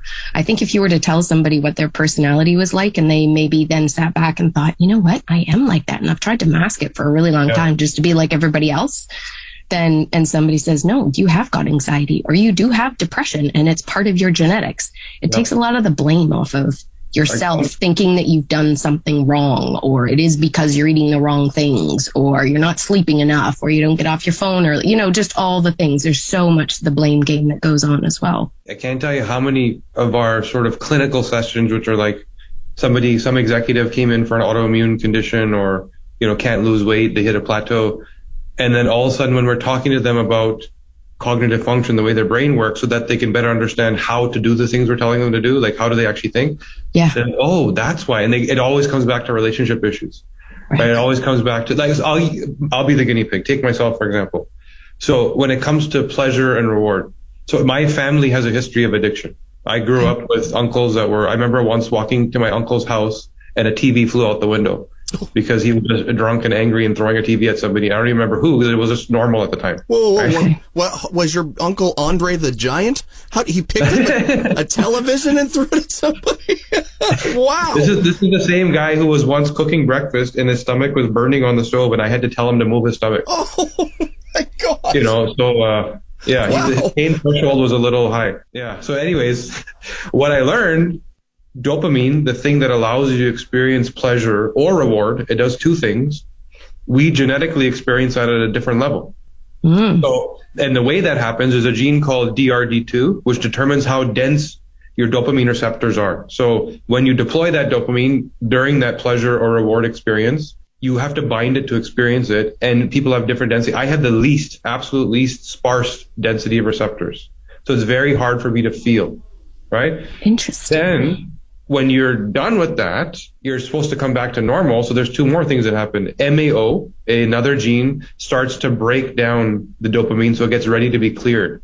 I have the fastest possible MAO. Then there's an enzyme that's deployed by a gene called COMT to clear and like sweep it away. I have the fastest COMT. So I feel it way down here and it lasts like that. A nanosecond, yeah. And then you're all cleaned up and ready to try and find a new experience. But the same tasty pizza that for somebody is like a wow, for me it's like I hardly get to experience it. So that leads to three potential outcomes: depression, which I have had issues with, right? Mm-hmm. And it would always happen at a time where I was achieving something and it would go the other way. And I just felt like I had to give up, or just because I wasn't getting that dopamine hit, right? So depression is one option. The other is addiction, because you go down the pleasure route and that's the thing that you fuel your dopamine with, or achievement, because you go down the reward route, because it does both. And that's what I've been doing with my life, is I've been a crazy entrepreneur that gives his marketing company away to his staff and invests into a DNA business, which he has no business doing. Right? Because the sense of reward was too great. Like, I can change lives. I need to do this. It was too much, right? And whatever I did yesterday just isn't good enough. So that's a simple example. If you understood this about yourself, and then you understand the context you're in, why do you experience it different than other people? Why is it that person says you're irritable and it's hard to talk to you and, you know, I have to be careful? Maybe that's true. Right. Mm-hmm. Maybe you're perceiving that same thing that they're saying isn't that big of a deal as a big deal because of the way you're wired. And we deal with that all the time. So now, knowing that about yourself, how much easier is it to fix the thing, the way you need to eat, the way you need to exercise, the way you need to, you know, the way I need to go to the gym, as an example. I have to have it scheduled. Yeah. right? And there has to be some sense of reward, meaning that I'm beating the last thing that I did, or I'm lifting a little bit more weight, or I've added 5 more minutes. Otherwise, I lose interest. Some people that need to do it more intellectually, where they're looking at maps and trying new movements and they need variety. You can understand that about yourself, and then you stick, and then it's a compliance is much easier. So it makes things more personalized. Yeah, that really does. And like I said, understanding yourself so much more. Figuring all that out and why you did that must have also been like, see, I'm not completely crazy. There's one gene that's keeping me from being a complete psychopath. Oh, that's handy. Well, let's keep that on the payroll. But I'm almost there, but it's functional. It's in a good way. Okay, good. Very, very good. Okay, so front and center on the DNAcompany.com, like it says genetic optimization right across the center. You got biohacking, you got high performance, you got your professional athletes. Now, like, is this like just for the elite, the CEOs and everybody that you've been talking about? Can you just sort of speak to that a little bit more, that, yeah, this is actually for everybody? So that is our business. It has been, top CEOs, celebrities, professional athletes, NBA, NFL, NHL players that are paying literally tens of thousands of dollars to go through a deep review. Now, because the AI is there, the report, I think, is a few $100s, gives you the same insights per condition. So rather than speaking to the genes, what does this mean? Just people want to know what's wrong with me and how do I fix it? So we speak to the condition: anxiety, low, medium, high. And by the way, if you want to geek out and learn the science, here it is. Weight loss, here's how you need to do it. Fat metabolization, should you be on a keto diet, right? Yes, that's huge. Body type, why do Kendall Jenner and Kim Kardashian, sisters with one difference of a different father, look completely different? It's the genetics that are driving their hormones. It's not by choice, although there's been some add-ons to Kim that we've heard about, but other than that... That's a nice way to put it. The upgrades, right? Yeah. We'll be right back with more of Eat This with Leanne on your iHeartRadio Talk Network. Now an update from the CJAD 800 Traffic Center.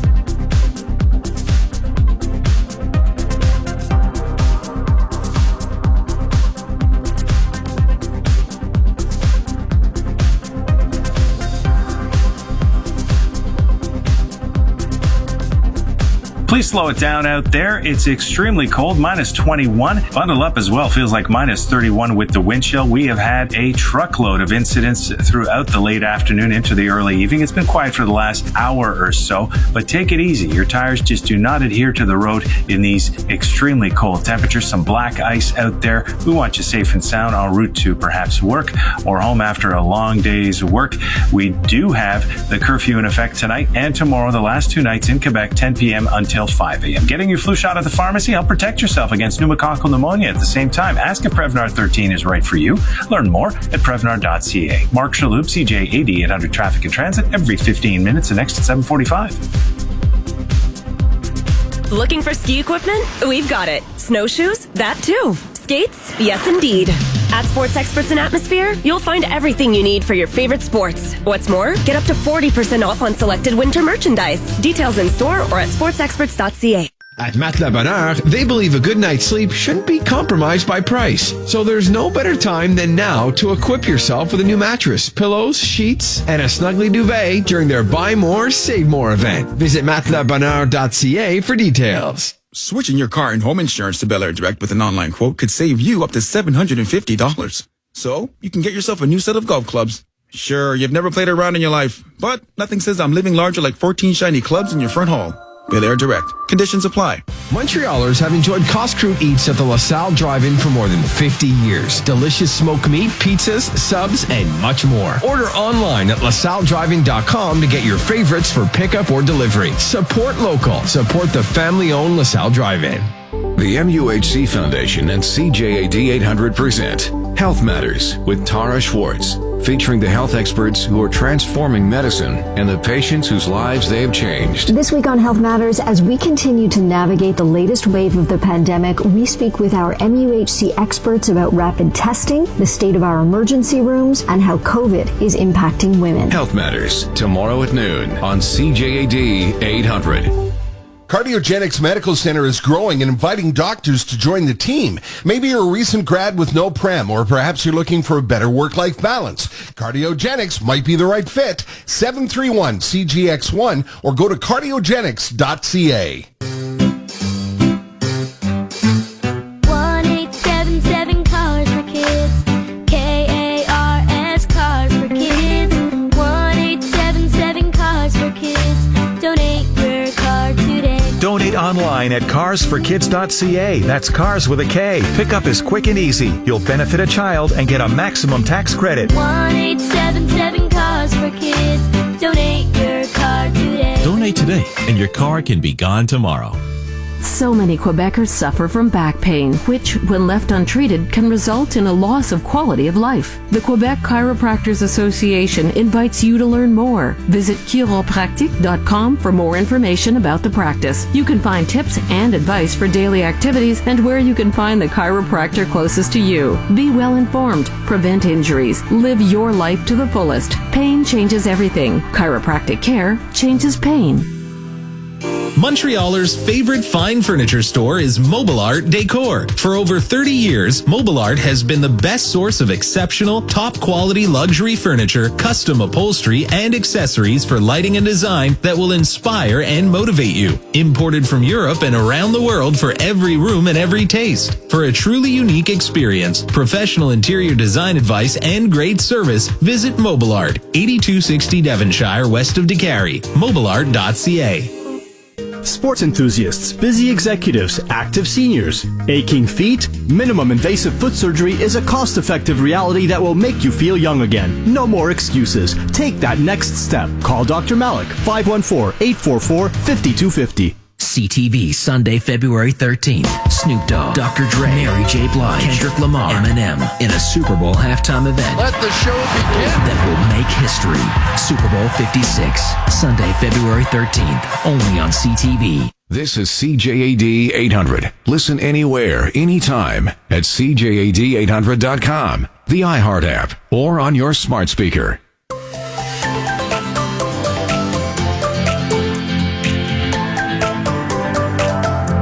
Welcome back to Eat This with Leanne. Also available as a podcast from your iHeartRadio Canada app. Today on Eat This with Leanne, we're just going to jump right into DNA testing with the CEO and founder of the DNA company, Kashif Khan. And let's hear from him firsthand about how can any of us go through this test and see what we can find out about ourselves. That led us to these 6 systems, which in these 7,000 clinical reviews were the 6 key things that we felt everybody, it kept coming back to, they needed to know about this stuff. And that is cardiovascular, number 1 killer, right? 50% of North Americans are expected to die from it. So cardiovascular health, how do you prevent, reverse, diabetes, cholesterolemia, all that type of stuff. Then mood and behavior, brain, which is the biggest report of the 6, which everything about how you're wired, how you think, how you feel, etc.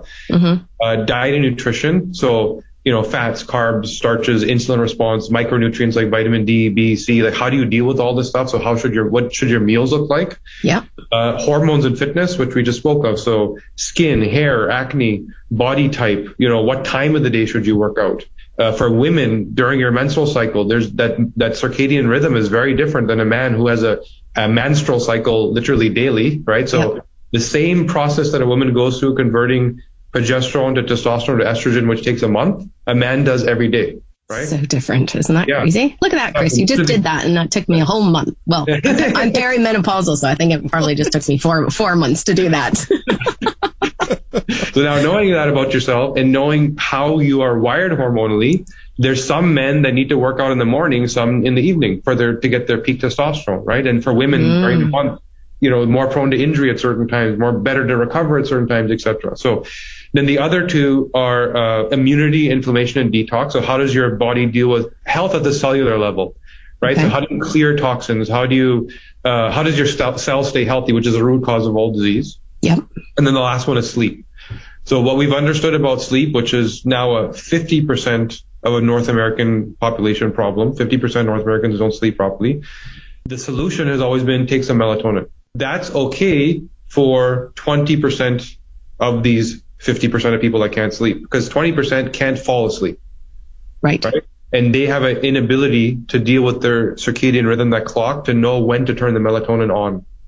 So they can't fall asleep. There's some people that can fall asleep fine, but they can't stay asleep. They wake up in the middle of the night.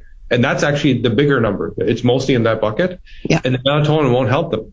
That's a serotonin issue, that their body is trying to wake up too early, because they're highly, sort of prone to stimuli, sensitive, because their serotonin levels are dysregulated. Then there's people that sleep through the night, but they wake up feeling like crap. Like, I didn't get good quality sleep. They just totally can't. Foggy. Yeah. So those are 3 different problems, all being bucketed into one thing. And genetically, they're driven completely different. So those 6 things are the areas where we kind of feel that everybody needs support. And you get to like version 2 of yourself.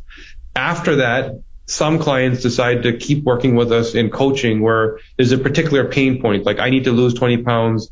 My mother had breast cancer. I want to avoid it. I got fibromyalgia. I have Hashimoto's. I don't know what's going on. So that clinical level intervention we can also do after you go through this process of getting these 6 reports, because now we have your DNA to work with at a clinical level. And AI drives all this so that you can get this information without having to spend the, tens of thousands that these NBA players are playing. That's incredibly useful. Thank you for putting that together and having the forethought to put it together, because it's all possible now. It's just having the, pushing behind it to say, okay, we can do this. So we didn't think we could, actually. Our scientists said no, because there's so many nuances. Every time we meet a patient, we learn something new, but we just keep feeding the AI and we keep making it smarter and smarter and smarter. Right. So it was a challenge to get tech and science to work together. Yeah. But we got there, and it's now working, and it's awesome. You talked about those 7,000 people that you've sort of analyzed. I can only imagine that since those 7,000 people, there are just even more tens of thousands of people that go through going through these tests. Are there any stories that you can share that have really stood out? Like, wow, somebody was really suffering with migraines, or, for instance, my daughter has been she's 16. She's really been suffering with depression throughout the pandemic and all of those kind of things. And, she's on probably her 2nd medication now. So I've looked into DNA testing to find out what medications work best for her. But from what you're saying, maybe the results from the DNA company could actually take us a step back to understand where it came from. Is that right to say? I'm going to tell you a story about exactly that. Since you want stories, I got to ask you, how long can we go on for this? We'll be laughing, you'll be crying. It will go roller coaster the rest of the day. Wow. So my niece is now 14. I did her DNA when she was about 11. She was one of the first, because, when we were testing, we needed people in the system. Anyway, so last year at this, around actually exact this time, like November of last year, my mom called me. So my mom, my sister, and my niece live together. Okay. Right. So, and they're in an apartment in Mississauga. My mom called me, said that she can't breathe. She's suffocating. There's something going on. Maybe it's asthma. It looked like what I've heard an anxiety attack looks like. Right. So I called a pediatrician friend, and I said, what does it sound like? He said, yeah, that's definitely an anxiety attack. It's probably like bullying at school, cyber something, you got to figure it out. So I talked to her about it. I thought at the time that it had to do with like social pressures because of what was going on with her, love of Korean K-pop, and what friends were like, just the pressure of like trying to learn Korean and be part of that cool group. Right. That's literally what I actually thought happened based on what was like after talking to her. So then she was fine. The pediatrician friend said, if it happens again, let me know. So my mom called me again a little later, and it happened again. But this time my niece fell because she collapsed. She actually hurt herself on the way down, and she couldn't walk. So my mom said, I think you need to take her to the, a walk-in somewhere. So I did. And I called again my pediatrician friend and said, I don't want to sit there for 10 hours. Is there somewhere I can go? He said, yeah, go to this hospital. So instead of 10 hours, it was 8 hours. So I went there. So I was there for 8 hours. They scanned her leg. They said there's no fracture or anything. They asked a bunch of questions. She was also complaining to me during that time that she was depressed. She was trying to figure out what was going on. Why was she having these attacks? She said, well, maybe it's my depression. I said, why did you tell me about that last week? It's embarrassing, right? So I didn't want to say anything. End of the 8 hours, the comment was, if it happens again, let us know. And in that, I knew what that meant. That one meant if it happens again, we're going to figure out what pill to give her, because they have no clue what's going on. So I started thinking about the depression stuff that she was saying. And I thought about, the dopamine in myself. I didn't do much about it at the time. I said to my mom, let's just monitor it. If she hides in her room or something goes on that she's not, tell me. So about a month later, my mom texts me, your niece has ran away from home. Oh. Yeah. And I said, that makes no sense. She's the most innocent, sweet girl. She won't go anywhere by herself. So I go over there and literally she's standing like outside of the apartment in the park because for her, that's running away. I was like, what was your plan? What were we going to do here? She says, well, I was thinking about going to the gas station and making a phone call. I said, to who? It's like something she was replaying from like a movie in her head. She didn't even know what running away meant. Yeah. So then I put her in the car, drove around to figure out what was going on. And then it clicked. I saw my mom's text. And I looked back to see, was her last text like about a month ago? And it was. It was the last call about a month before that, and it was. I realized this is her menstrual cycle. Mm-hmm. Right? So I asked my mom, can you tell me at the time that this happened, what was going on with her menstrual cycle? And she said it was just starting each time. Now, keep in mind that this wasn't when her menstrual cycle started. She'd been having it for about a year already. So why then? Difference was, this was the first year where she was homeschooled and wasn't going outside because of COVID. Right. So she was getting 0 vitamin D. So this thing that was happening where so I looked at her genetics at that point, which I should have done earlier, slapped myself stupid, right? And what I saw was hormonally, she was already extremely low on estrogens, right? She was androgen dominant, sort of fit, easy to put on muscle, but very low estrogen. And that the beginning of your cycle is that lowest point. Right. And so she was even more low. So nothing happened before because every other system was firing properly. Right. Now, because she's homeschooled in the winter, there was 0 vitamin D. Of the 22,000 genes in your body, 2,000 require vitamin D to function. Right. So literally 10% of your biochemistry is dependent on vitamin D. So she was ultra low, and that triggered again that hormonal chaos. Like me, she has slim to none dopamine receptors. So she was already teetering, and that hormonal thing was already causing a minor issue every month. Mm-hmm. So that combination dumped her into this depressed and plus anxiety state on a monthly basis. So what do? I put her on L-theanine to boost the dopamine levels. Eat This with Leanne will return in a moment on your iHeartRadio Talk Network. Now an update from the CJAD 800 Traffic Center.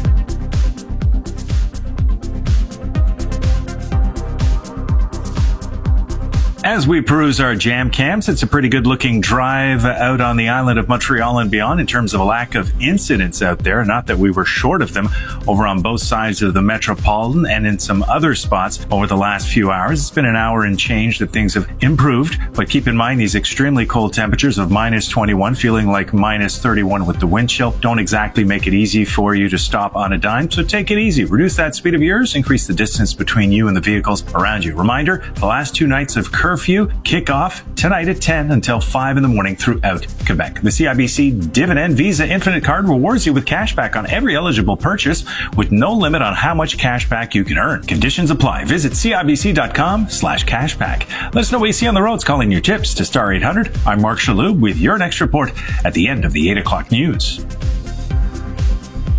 Everyone loves Italian food, and you can bring delicious and authentic Italian food home from Restaurant Di Menna. They've been serving the East End's best Italian dishes since 1971. Order your favorites for delivery or counter pickup. Or better yet, load up your freezer with Di Menna's restaurant quality frozen meals, Di Menna's famous Montreal-style pizzas, or lasagnas, pastas, sauces, and more to make dinner easy and delicious. Visit DiMenna.com to see the full menu today. Restaurant Di Menna, your new favorite Italian restaurant in St. Leonard. Being able to stay within budget is super important for me. I'm only working part-time and I'm back in school. Walmart helps me stay on track. There's nowhere else I trust more than Walmart for great pricing. This ad is sponsored by Walmart. From Golden Globe and Emmy winner Kurt Smeaton and the producers of Letterkenny. What's burning? I'm making eggs. Oh my God. All new Children Ruin Everything. Wednesday at 8. And for the record, children don't ruin everything. Just your social life and your food and sleep and free time. Only on CTV. Hi, I'm Richard LaPointe of CIBC Wood Gundy, and when I say I can always be reached, I'm not just selling you a line. My clients know that when they dial the phone, I answer the call. It's important, especially during times of uncertainty like right now, that you have immediate answers about your money from the team that takes care of it for you. I'm Richard LaPointe, and I can always be reached at 514-847-6324. CIBC Wood Gundy is a division of CIBC World Markets Inc., member of CIPF and IROC. There is a light that surrounds and protects, that guides and reassures, that watches over us, that always remembers and always shines bright. The lighthouse brightens the lives of seriously ill children and their families. My name is Johan, and the lighthouse has been helping to light the way for our family since my son Manuel was 4 years old. Donate generously at IamTheLight.ca. Have you ever encountered sales pressure? This is Bridget Federley of Canaan Federley Funeral Home. At Canaan Federley, our funeral counselors give you the freedom to make decisions without pressure tactics. You will only encounter helpful staff, truly sensitive to the needs of your family, staff that has been part of our family for many years. Canaan Federley, recipient of the Consumer Choice Award for 2021 and 2022. For information, call 514-481-5301 or visit canefederley.com. Hello again, it's Simon Salikis from Royal LePage Classic. I'm here to tell you why you should call me first. Like the family on Place Catalonia, they called me first and I sold their home in 2 days after visits began and above asking. Sammy and his family on Harry Worth, they called me first, I sold their home in 5 days. Bruce called me first and I sold his home on Prairie without even putting it on the market. It's simple. If you want to sell, call me first. 450-687-4430. Simon Salikis, Royal LePage Classic. There is a light that surrounds and protects, that guides and reassures, that watches over us, that always remembers and always shines bright. The lighthouse brightens the lives of seriously ill children and their families. My name is Johan, and the lighthouse has been helping to light the way for our family since my son Manuel was 4 years old. Donate generously at IamTheLight.ca. No one likes what-if questions. Like, what if a loved one can no longer live alone? Chateau Dollard has the answers. The finest care, devoted staff, all in a cozy West Island setting for 30 years. Call 514-685-4444 or visit chateaudollard.com. This is CJAD 800. Listen anywhere, anytime at CJAD800.com, the iHeart app, or on your smart speaker.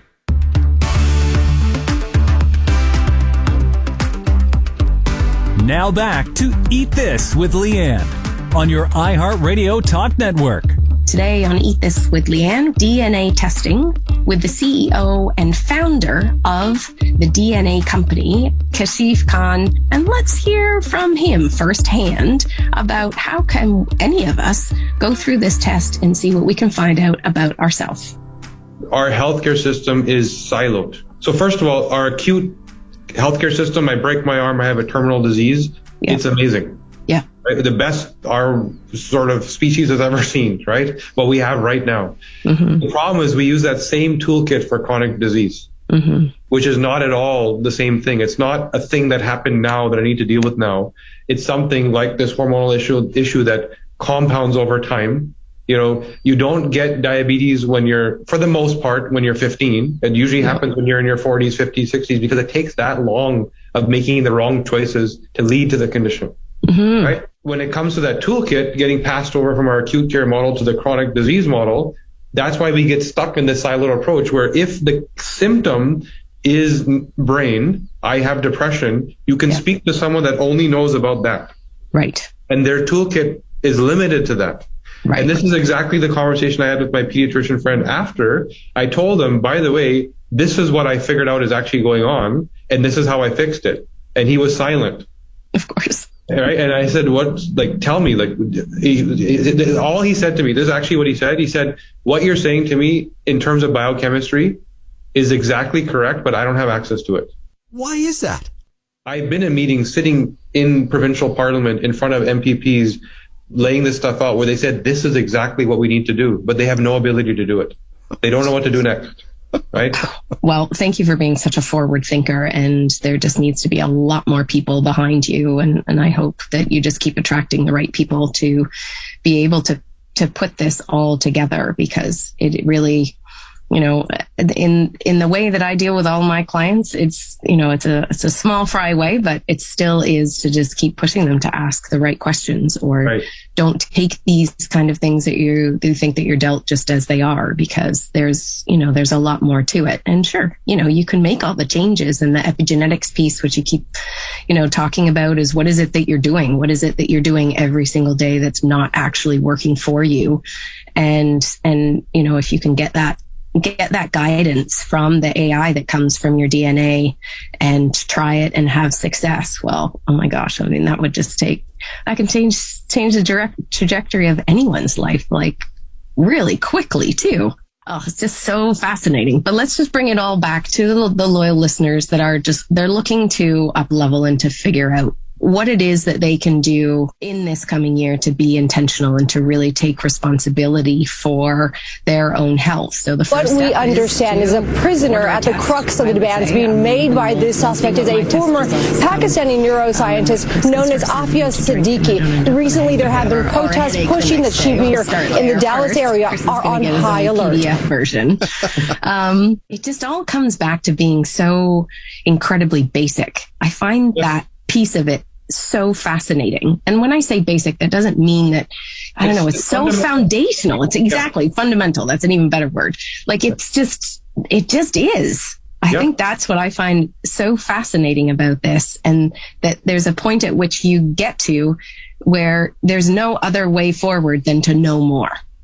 How can you impact what's happening in your life so that you can maximize it and make the most of it? So thank you so much for coming on to Eat This with Leanne, and I'll share a lot more information about ordering your own test for listeners. ICU numbers. I'll quickly tell you right now, the DNAcompany.com/eat this is where you'll be able to get your own test, but stay tuned for a lot more information once I've done mine and we get a lot more results. So thank you, Kashif, and Happy New Year. Pleasure. Awesome being here. All right. Well, that was pretty mind-blowing, wouldn't you say, Chris? My tired, COVID-infected brain that is no longer infected is really trying to keep up with everything that he talked about, because that was really fascinating. And I love what was validated for me was the piece where, I have every respect for all the doctors out there. Please do not get me wrong. But I also end up feeling a lot of the time very frustrated because I see the frustration in my clients when they bring me their results, when they say, I've seen this many doctors and I still don't have an answer, or more importantly, a solution. And that toolkit that he talked about just seems to be getting smaller and smaller for all the situations that are coming up now, especially mental health and emotional situations. And as he talked about all of the chronic disease that's out there that we're faced with. And yeah, there's a lot there to unpack. Well, that's the frustrating part. You talk about how the toolkit's getting smaller. It should be vast. It should be never ending, that toolkit. Considering what we know, it should be accessible to people like us. I mean, what's the human brain, man? The human brain is such an intricate computer, but we're simple in the sense that we hurt, we want to know why, and we want to know how to fix it so we can fix it.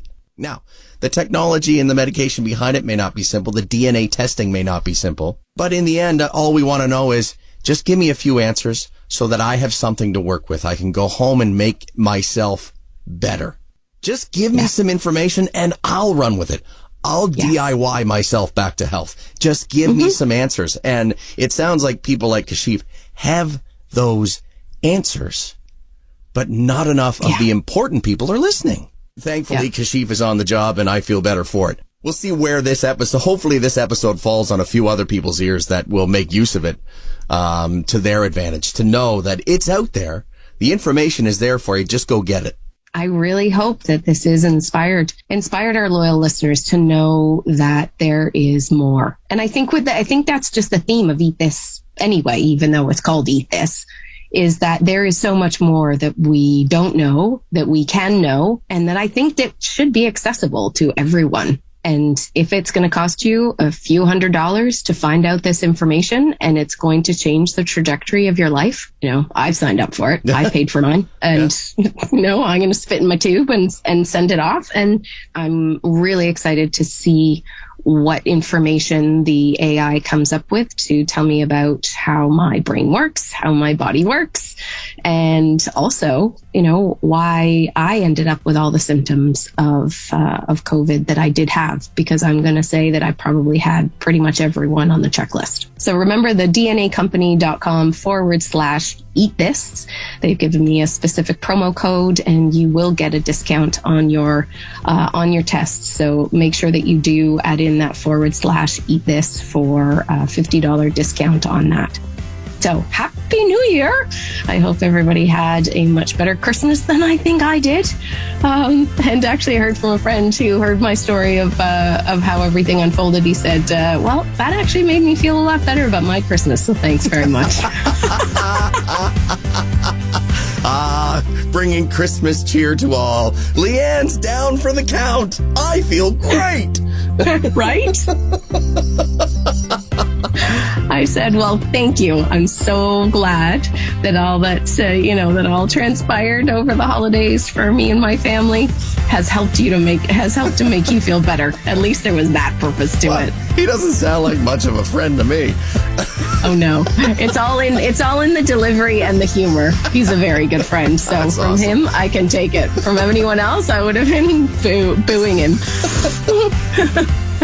All right. Well, thank you so much for tuning in. Share this because there's a lot of people that need to hear this. Please share.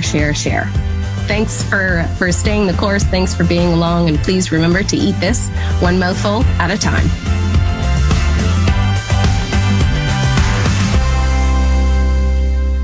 Gentlemen, are we having trouble in the bedroom? It can be hard, so to speak, to talk about intimacy issues. Or maybe it's not hard, as it were. If you feel like it's all happening too fast, consider a visit to Elna Sexual Wellness. Talk about it with your partner. That's the most important part. And then book a consultation at elnasexualwellness.com. Even if it's medical treatments, help is available. Always with respect and discretion. Take a break from your usual online activity and visit elnasexualwellness.com. No one likes what-if questions. Like, what if a loved one can no longer live alone? Chateau Dollard has the answers. The finest care, devoted staff, all in a cozy West Island setting for 30 years. Call 514-685-4444 or visit chateaudollard.com. You're listening to the Voice of Montreal. News Talk Radio, CJAD 800, an iHeart radio station.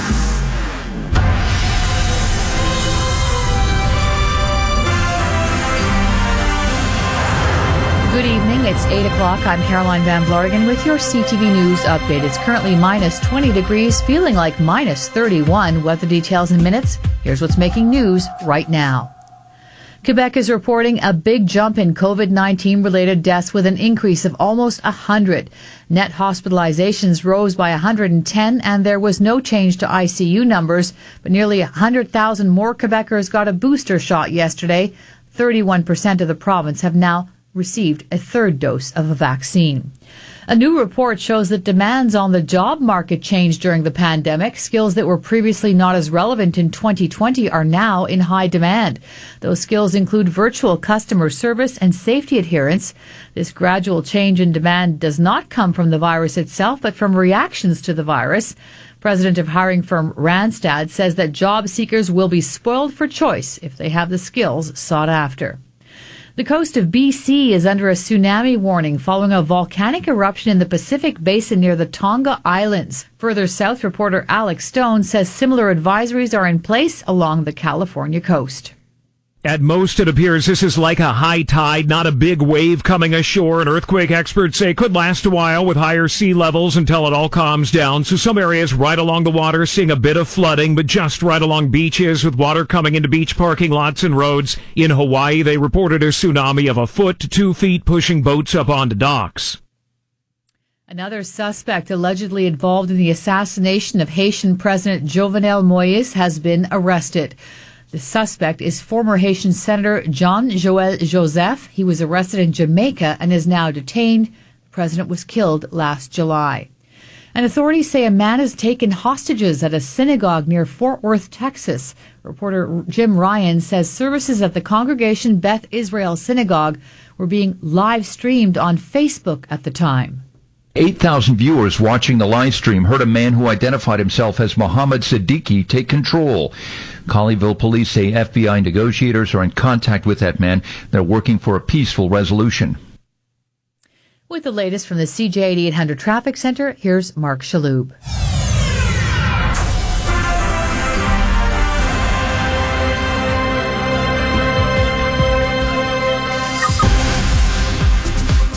TCAD westbound at Saint-Jean, we had an earlier towing operation. It is cold out there, so please slow it down and avoid getting into any accidents. We had so many of them on both sides of the Metropolitan late in the afternoon. And we do have curfew just under 2 hours away, 10 p.m. until 5 a.m. throughout Quebec, both tonight and tomorrow night, and that'll be it for the time being. We do not have any roadwork over at Transport Quebec because of these extremely cold temperatures. The CIBC Dividend Visa Infinite Card rewards you with cash back on every eligible purchase with no limit on how much cash back you can earn. Conditions apply. Visit CIBC.com/cashback. Traffic and transit every 15 minutes on CJAD 800 next at 8:15.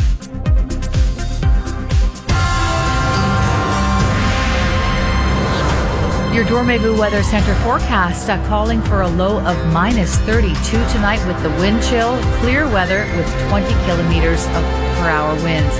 Tomorrow, a high of minus 15, minus 32, though, with the wind chill. So be careful of frostbite. Sunday night, clearer weather up until midnight. And after that, we will expect some heavy snow. Monday, the snowfall continues with a high of minus 4 and a low of minus 13 downtown. For all the news during the day, stream us on your smart speaker. Just say play CJAD 800. Your next CTV News update is at 9 o'clock. This is Pop Life with host Richard Krause on the iHeartRadio Talk Network.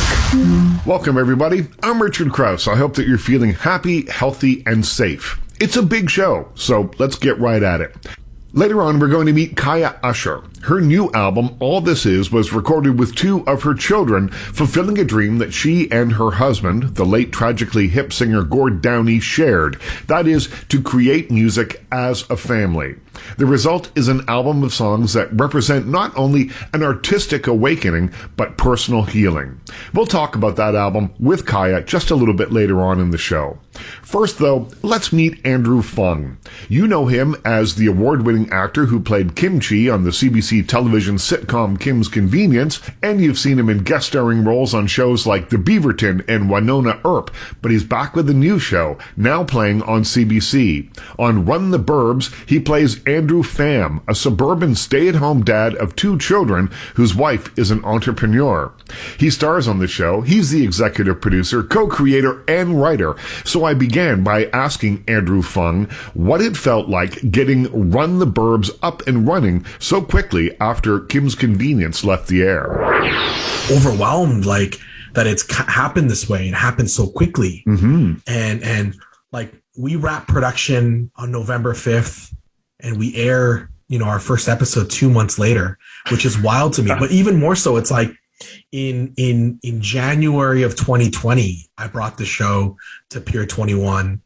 In March, we brought it to CBC of 2020. It was ordered February of 2021 to, it's like it's happened so fast to get it up on its legs. So I'm still like catching up to it. Well, in and around there somewhere was the announcement that Kim's Convenience wasn't going to continue. And this came hot on the heels of that. So with that sad announcement for a lot of people, and I'm sure the cast and everyone was as unhappy as the fans of the show. But this must have provided a little ray of sunshine, at least in that whole situation. So, Richard, here's the wild thing. So I'm just trying to get my dates right. CBC had ordered Run the Burbs, I think, in February of 2021. Everyone at CBC, everyone on my side believed Kim's Convenience season 6 was happening. Right. So the initial production calendar had me filming Kim's Convenience first, then literally the next day beginning production on Run the Burbs. Wow. So there was the plan was for me to shoot both shows back to back, maybe simultaneously.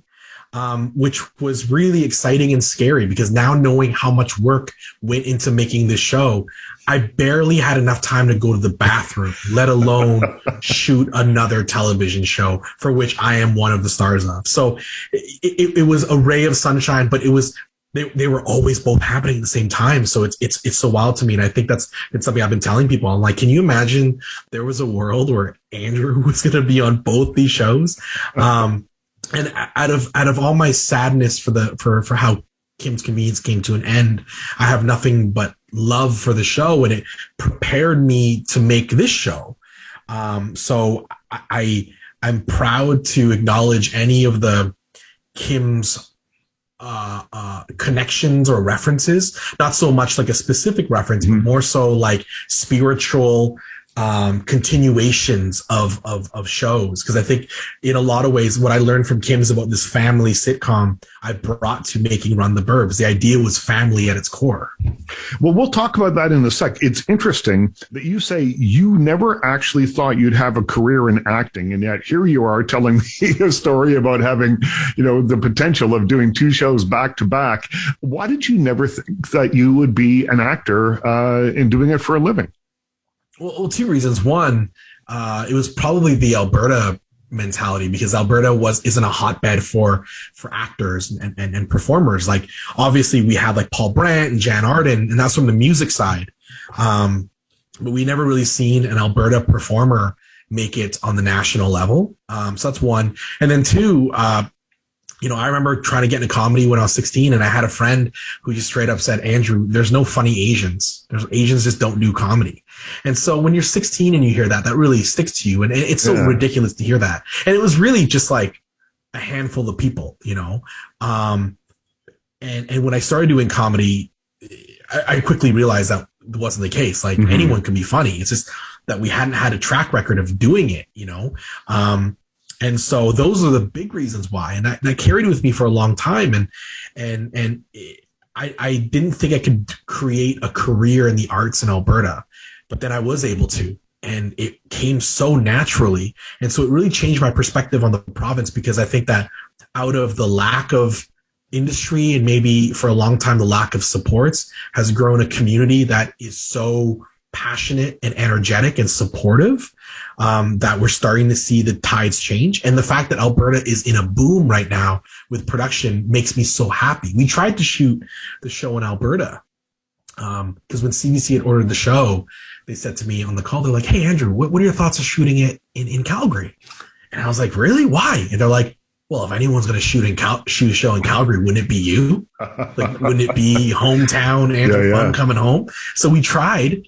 Unavailable, no crew, no studio space. Really? And I said, you know what? That's like showing up at a restaurant you love and it being full. You can't get a table. You can only be happy for the owners, right? You're listening to my interview with Andrew Fung. His sitcom Run the Burbs is on CBC now. Babe, it's happening. Pool house. New people moved in. Welcome to the neighborhood. Online camp registration. I mean, put me in a room with these people. Any camp on the list. I'm in. Get it! Hey, lady, you lost or something? I'm looking for a race. No speeding. There are kids around. Is this a street race? 3, 2, 1, down! Let's talk about the show. So I'm from a small town, which is a very unique and different experience from growing up in the suburbs. Small towns are different because you're not connected to a larger place where on the weekends you can go to the city and go to movies and do whatever it is that you do. Tell me a little bit about your suburban experience that fed the idea for this show. So I always felt like television portrayed the suburbs as really mundane and boring, very homogenous, and I grew up in a suburb, the northeast of Calgary, that was so full of life and energy. It's the most culturally diverse quadrant in the city. And I felt like there was an opportunity there. And then on the other side of it, I'm a father, and I felt like the portrayal of parents on television was either rooted in like parenting, like for the older generation, the immigrant story, or if it was current parents, it was always like a story of struggle with parents. Right. Like it was always like the trauma of like raising kids and, you know, and I was like, well, I love being a dad. I love my relationship with my kids. I love being a cheesy father. Yeah. And so it really inspired this idea of like being a throwback sitcom to families of previous generations, where it was like the Griswolds and the Tanners and the Winslows, where family was key. They loved each other, but they were going on their own journeys. And then we flipped it and said, well, this is a family we haven't seen on television, a Vietnamese Indian family, but we know exists in our suburbs. So pulling from a lot of those worlds and those experiences, making the show as relatable as possible. But in regards to the Burbs, it was just like, with the writers in the room, it was like, we all grew up in the burbs. Who's on the street? What are burb stories? And we would just like share stories and memories and experiences. And someone would be like, they'd bring something up and it would be like, yes, that one neighbor who's like really protective of their front lawn. And if you go near it, they look out the window because like that is their everything, you know? So you talk about the 80s, you mentioned the Griswolds, you mentioned those families. Sitcoms tended to be, from my memory anyway, there's a lot of family-based sitcoms in those days that took place in people's homes, and you got to meet the parents and the kids and that kind of thing. What are your memories of some of those must-see TV era shows? I always remember like TGIF is the one that stands out because like that was must-see TV and Thursday night on NBC, and you always gathered around. It was must-watch television. But more so, I remember consuming those shows with my parents. So my parents, Vietnamese immigrants, 9 o'clock came on. I was allowed to watch TV for an extra half an hour or an hour. And my dad would be doing paperwork, or my mom would be, doing things around the house, and we would sit and watch. And, we would, one that always comes to mind is watching old Murphy Brown reruns, or Three's Company was something I discovered with my mother. Yep. And so there is a bit of a throwback there, but it was something we always watched together. And so that was something that was really big from Kim's Convenience, that it was a show I was hearing repeatedly as something that families watched together. There were conversations, and then conversations around the content, and then conversations around these families who were seeing themselves on the screen for the first time. And that's something really important to me. And that's something that we did want to continue. We wanted to create a show that you could watch as a family and you could have conversations. And what I love is that like young people see themselves on the screen.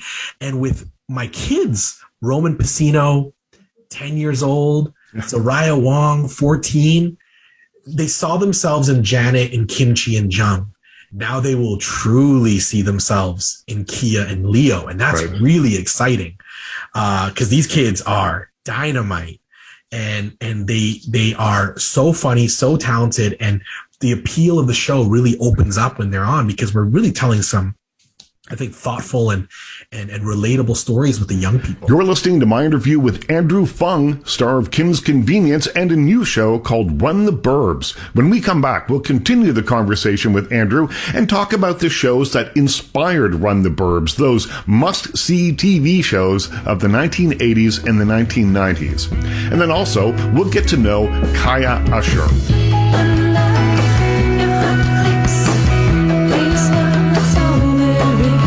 Talk about her new album, All This Is, which was recorded after a visit to her late husband, Gord Downey's recording studio in Bath, Ontario, to record a poem called Thunderclap. It was the first time Kaya and her family had returned to the house where the Tragically Hip often recorded, and she says being there opened up the floodgates of creativity. There's lots more to come, so stay with me. Now an update from the CJAD 800 Traffic Center. We are 75 minutes away from curfew throughout the province of Quebec, 10 p.m. until 5 a.m. both tonight and tomorrow, and then that'll be it for the foreseeable future. Over at Transport Quebec, they have canceled all overnight and weekend-long roadwork because of these extremely cold temperatures. Take it easy, all sorts of room out there. Increase the distance between you and the vehicles around you. Slow it down and avoid being part of the accident hit parade, oh so plentiful throughout throughout the late stages of the afternoon on both sides of the Met, the Laurentian Otters, an absolute mess. Good Food now offers free grocery delivery in as little as 30 minutes, plus get $30 off your first 2 orders. That's $60 in groceries. Order at makegoodfood.ca. I'm Mark Shalhoub, CJAD 800 Traffic and Transit, next, right after the 9 o'clock news. Anytime news breaks, CJAD 800 has it. Gunshots rang out near the corner of Juan Rivard. A 17-year-old victim was found shot in the upper body. He was rushed to hospital where he later died. On the air, on Twitter, email to your inbox. Up to the minute. News Talk Radio. CJAD 800. This is a presentation of the National Bank. Hello, I'm Steve McCready, and I'm a senior strategy advisor at the National Bank. When you're planning for retirement, you should consider the benefits offered by the government. Many people wonder how to find out the amount they are entitled to. You should know that there are 2 government benefits: the Quebec pension called QPP and the OAS, the Canadian Old Age Security Pension. Although the amount of the OAS differs little from person to person, the amount of the QPP pension, to which you may be entitled, can vary widely. The amount of the QPP you will receive depends on how old you are when you apply for it, your salary, and the number of years you have contributed to it. Talk to your advisor to determine the amount you may be entitled to, depending on your situation. For more advice, visit the National Bank website at nbc.ca/retirement. Finding great candidates to hire can be like, well, trying to find a needle in a haystack. Sure, you can post your job to some job board, but then all you can do is hope the right person comes along, which is why you should try ZipRecruiter for free at ziprecruiter.ca/Canada. ZipRecruiter doesn't depend on candidates finding you. It finds them for you. Its powerful technology identifies people with the right experience and actively invites them to apply to your job. You get qualified candidates fast. So while other companies might deliver a lot of hay, ZipRecruiter finds you what you're looking for. The needle in the haystack. See why 4 out of 5 employers who post a job in ZipRecruiter get a quality candidate within the first day. ZipRecruiter, the smartest way to hire. And right now, you can try ZipRecruiter for free. That's right, free at ziprecruiter.ca/Canada. That's ziprecruiter.ca/Canada. ziprecruiter.ca/Canada. Hi, Dom here for ResAV. In the past, people had to travel for business meetings to keep their companies going and growing. Well, not anymore. Let ResAV show you how to set up cost-efficient and easy-to-use automated video conferencing solutions. Whether it's for a big boardroom, a small collab, or office space, ResAV has the expertise to help your company and save you money. For more information and a free evaluation, call us 514-439-3901. We're ResAV. And best of all, we come to you. This is CJAD 800. For best of audio and a list of podcasts, go to CJAD800.com. Pop Life. Pop Life with Richard Krause continues on the iHeartRadio Talk Network. Welcome back, everybody. I'm Richard Krause. Thanks for spending part of your day with me.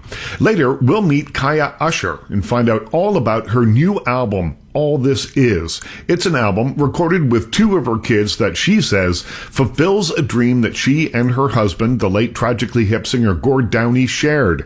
That's to create music as a family. More on that later. First, though, we continue the conversation with Andrew Fung. He was one of the stars of Kim's Convenience and now is the writer, producer, and star of Run the Burbs, a new family sitcom now playing on CBC. There is a sort of a 21st century mentality or sensibility to the show that does feel a little different than what we were talking about earlier, the must-see TV shows.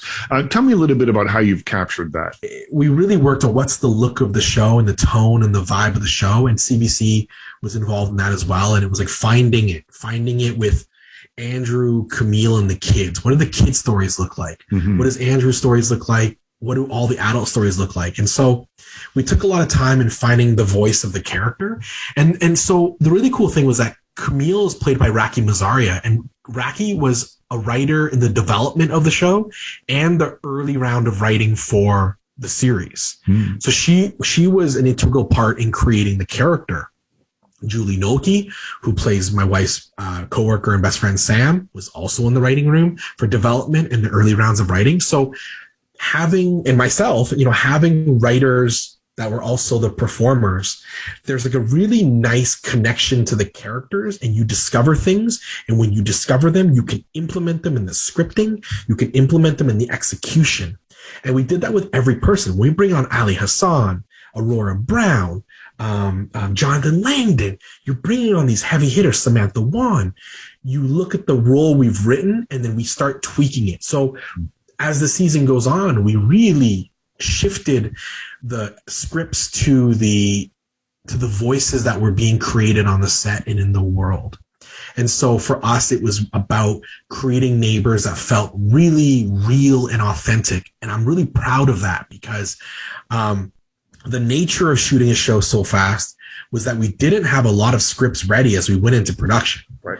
We only had the first 2 that we shot, and then the next 2 in the next block. So we were always working and writing. You got to think, there were days every day where I'd go act a scene, and on the turnaround, go back out, sit at a desk and write or read a script, go back in and act, go back out and read and write. As wild as that is, it might have helped us in a way, because we were able to shift things on the fly. We were never locked into a character. But yeah, it's about finding authenticity in the voices and the performers and the burbs. Like when we auditioned the houses and the burbs, and we auditioned people. Like we looked at so many houses. And what were you looking for when you're auditioning a house? What are you looking for? Richard, man, it's so hard, because like houses are iconic. Yeah. You know, and it becomes that thing where when you see a house, you know, and that's so hard to say to someone. Like our location scout, Andrew Furlong, was like, what are you looking for? We're like, when we know, we know. And that's vague as hell. So where we ended up landing was, we looked at the warmth of the street. Was it warm? Did it feel like it was a lived-in street? Could it be an aspirational street? Because I remember when you go to the Winslow's house, the camera would pan to the house. It was always so aspirational. You believe the Full House, San Francisco home. It was always like, oh, that's it. The store, Kim's Convenience. So when we found the house, it was really the cul-de-sac that drew us in. It's this beautiful cul-de-sac. And in the middle has a center island. And that was something really unique. And I was like, you know, as a family looking for a home, that would be such a huge selling point of having this little island in the middle where kids could play. You could have picnics. You could see some neighbors and go chat with them. The cul-de-sac was great because you could put a basketball hoop on the curb, you know, stuff like that. So that was it. Looking for the warmth and the vibe of this was a lived-in family residential neighborhood. You're listening to my interview with Andrew Fung. His sitcom, Run the Burbs, is on CBC right now. You were talking about shooting the show quickly, shooting scenes on the fly, that kind of thing. I think that brings a whole different kind of energy to what you're doing, because when you're making decisions, you're working from your gut, and every decision has to be the right decision. But compounding all of that is that you were shooting during the pandemic. So you know, everyone now has been doing it for a couple of years. In a show like this, that there is so much going on, plus you've got that added layer. Tell me a little bit about that. What was that like? You know, I had shot Winona Earp in pandemic, and I had shot Kim's Convenience in pandemic. So unfortunately, there was a bit of experience. Yeah. The tricky thing was that with a show like Kim's shooting in pandemic, that was our 5th season. I knew exactly how I worked with Paul and Nicole and Simu. I can go in a scene with Simu and Nicole, take our masks off, and we are a well-oiled machine. We know how the scene clicks. The difficulty here is that this is a new show. So we haven't built the marriage yet. We don't know what the relationship is like with the kids. The most helpful thing was the fact that Raki and I were friends. We had been writing this show together. We were in a room together virtually for almost 2 years. And then we brought on Peter Wellington, who was one of the main directors on Kim's Convenience. And he always directed the beginning of the season and end of the season. And he really helped me find myself as a performer. So we brought him on to direct the first block. And it was really helpful because he really helped us find those characters. And even in such a difficult space as being in COVID, we did some rehearsals. And even though we were wearing double mask, eyeglass, PPE, distance, air purifier, just to spend the time playing with each other. And with my daughter, Zariah, it was having her roast me. It was just her giving me a hard time. With my son, Roman, it was just being with him, giving him high fives and like just being silly with him. And I'm really thankful for the cast because everyone took their own initiative in spending time with each other outside of filming. So I know like Raki always took time to hang out with the kids in the chairs at lunch, always spent time that way. Her and any cast member, they were always connecting, and I would always try to do the same. And so I think we just try to make up for it with these, little interactions where we could. But it also comes down to the fact that I think we cast really well. I think we cast some of the best performers and comedians in Canada. And so when you bring on an Ali Hassan and you bring on Aurora, you're bringing on people with a certain caliber of talent and experience. And so it came together really quick. And I also think because we wrote for them as we cast them, like once we cast Aurora, we wrote for that character. But yeah, COVID is a different beast. And I will say like the constant threat of COVID really wore on me because if I got sick, man, that's 200 jobs that go on pause. And I didn't see my kids for the first month without a mask on. I was very cautious. Like I kept my distance from them. I just was like this, we have a bigger goal here. And it was tough, but my support system was really strong. My kids understood, everyone just put so much hard work into it, but it's tough.